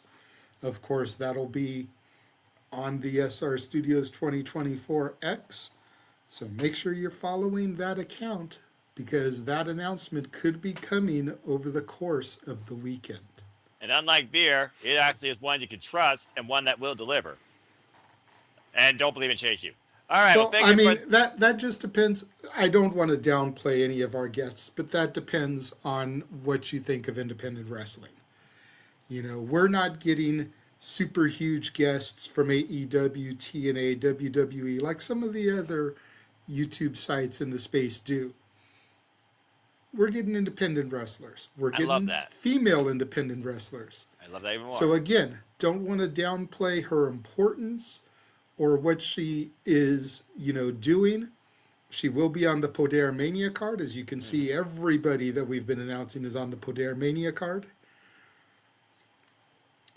But I don't want to put a tag like, unlike the box, it won't disappoint, because if people are expecting a huge name, I can tell you it's probably not going to be somebody on that level. So I just want to put this out there. I'm not talking about the name. I'm talking about the trust into the fans to provide what you said. An announcement of a person that is coming at a date, not stuck at a flea market. Yeah, this isn't a Veer is coming promotion where Veer is coming for months on end, finally shows up and is released like 3 weeks later. And again, folks, you see the Poder Mania card. This is an all-women showcase of professional wrestling. Damn it, you have so many different backgrounds, internationalities, attributes, experience levels, and disciplines here that are showcased exclusively at Poder Mania, hosted by Ed in San Antonio. You can follow them on the X for further details. Get your tickets today. There will be a link to the ticket site at Everbright in the description down below on my sub YouTube channel. As well as my sub YouTube channel, you will find a playlist exclusively for our interviews with Ed and the town of Poder Mania. So please, if you haven't already, follow and Fox 916 for more on that. Thank you for that, JJ. And as always, I thank you all for tuning in. If you do want to be part of Simply Predicting, whether on a panel or Power Predictions League, again, the brainchild of it is my Simple brand. So follow me if you choose. I am the Simple Man. Follow me at Fox 916 on the X and on YouTube. For I am nothing more but a simple man and a lifelong fan of professional wrestling, damn it! Again, here I am the voice of the SRS for Griff All Things Wrestling. Whatever I can cover, I can cover. Whatever they want me to cover, I try and cover. And of course, whatever I can see to predict, I simply predict, as of course I run leagues for WWE, NXT, AEW, which starts up next month, and of course TNA, and we have of course GCW going on. And if ROH brings their shows in order, then we might do ROH as well. The next predicting, of course, for the brands goes as follows. Next time you see us, we'll be kicking off the NXT League with Vengeance Day. It'll probably be Thursday at 30 p.m. Standard Time that week, if not after NXT that week. Stay tuned further on that date. Following that, the following week, AEW kicks off with AEW Revolution. Simply Predicting, the All Elite League comes back this year. See if anyone can beat me. And of course, that of course is All Elite Wrestling pay-per-view. So stay tuned for more on that. And of course, you know at WWE, the next time you see WWE PLE Simply Predicting will be for WrestleMania 42, headlined by CM Punk and Roman Reigns. That match is not changing. It will be 2 nights of Simply Predicting, 1 night for night 1, the other one for night 2. Further scheduling to be determined. And TNA, we have a Sacrifice, which is next on the TNA schedule. And of course, stay tuned to the Renegade of Wrestling JJ Williams. Keep up with the GCW League. He'll keep you in tune for the next Simply Predicting regarding that. As Simply Predicting, of course, continues forward through the calendar year for all the leagues. And that's all I got to say for now. Is, of course, the next time you see me, it will be Saturday covering the Elimination Chamber. Again, we will be going live about 6:30 p.m. Eastern Standard Time. Stay tuned for more on that. And then following that, stay tuned for Saturday Shenanigans for that interview and the first Shenanigans to ensue, hosted by the Renegade Wrestling, JJ Williams. And also, please check out our GCW coverage and watch alongs as well. And if you haven't already, fill out the GCW form. It's also on the X. It's also at SR Studios 2024 as well. And follow the GCW collective. And that's all. There's the double play this weekend, which the form is already out for. Yes. Next weekend is a triple shot. Holy shit. Friday, Saturday, and Sunday next weekend for GCW. So 3 shows, 1 form. It's going to be insanity, but it should probably look about like an AEW card. Yeah, I figured I'll have 5 matches each on each show. 5 to 6. Yeah, we've been lucky in getting 6 usually. So that's 6, 12, 18. That's a little more than an AEW show, but not by much. So it's not like we can't pull that off. Wouldn't be the first time I've done and built something like that. And again, we promoted the YouTube channel. So again, follow the Rage of Wrestling, Walter Cruz, always Mr. Reliable. Follow our Canadian friend Ash, shout out Ash, our NJPW correspondent. And we will be covering NJPW The New Beginning. It will be Sunday evening. Stay tuned further for details regarding that. As of course, me and our Canadian friend Ash, we are Shinyan Pro Wrestling fans for life. There will also be a bracketology coming soon here for the New Japan Cup. Stay tuned for more on that exclusively at Barrier for Wrestling and the Superman's brand. And as I promoted earlier, from the Yellow Ranger to the Pink Ranger, follow Dattila when it's wrestling time at Rangers of Wrestling, as you see on the social medias there. And stay tuned when Ash and Dattila start their own little pop culture podcast. It should be a fun shenanigans situation. And as always, after a WPLE, you can stay tuned for me and Papagino to break it down statistically with predictions post-mortem. So follow Papagino, as you see on the social medias and the YouTube right here. We'll be going live 2 p.m. Eastern Standard Time. Sunday, following the Elimination Chamber, to give you the stats, the leaderboards, and the breakdown statistically as we look towards the road to WrestleMania. As simple as that. And that's all I got to say for now. But as always, I'd like to remind you, and we kind of echoed throughout the night too, there are no winners, there are no losers, there are no betters. Just fans of opinions of this passion we all share. At the end of the day, folks, support one another, respect each other, protect your mentality too, treasure your families, no matter how much they annoy you. And just enjoy life and enjoy professional wrestling. It is truly as simple as that. With that being said, thank you so much to everybody that's been along for another wild ride here, as always, and I moderate. And thank you y'all for tuning in. For the live or on demand, please like, subscribe, comment, and tell a friend. To every channel, to our social media, to Pull Down Mania at San Antonio on the X, and to everything you heard tonight. And I hope that you all enjoy and continue to follow. Hit the subscribe button. Hit the bell to know as videos on demand and the YouTube channels. I share the content, creativity, the passion, the madness, the booking that might go with or go against logic is not going to let up anytime soon, nor me removing myself from the seat for simply predicting, I assure you.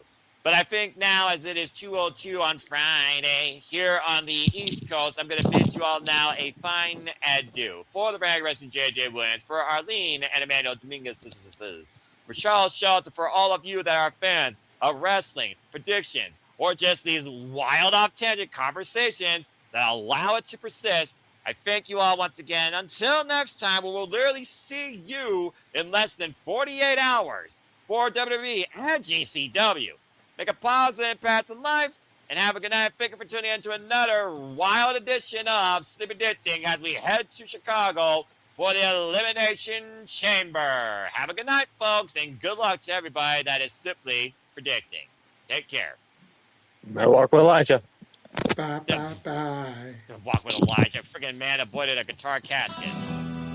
Enroll in Chase University. No, And believe in Indeed. Joe we don't believe in Hendry. Chase U. No, we don't believe in Chase U. Period. All right? But believe in Joe Hendry. JJ, you fucker! You friggin' fucker! His name and he appears. I believe in Joe Hendry. Bloody hell, running dog, don't be running! I'm hitting the fucking button. Bye, folks.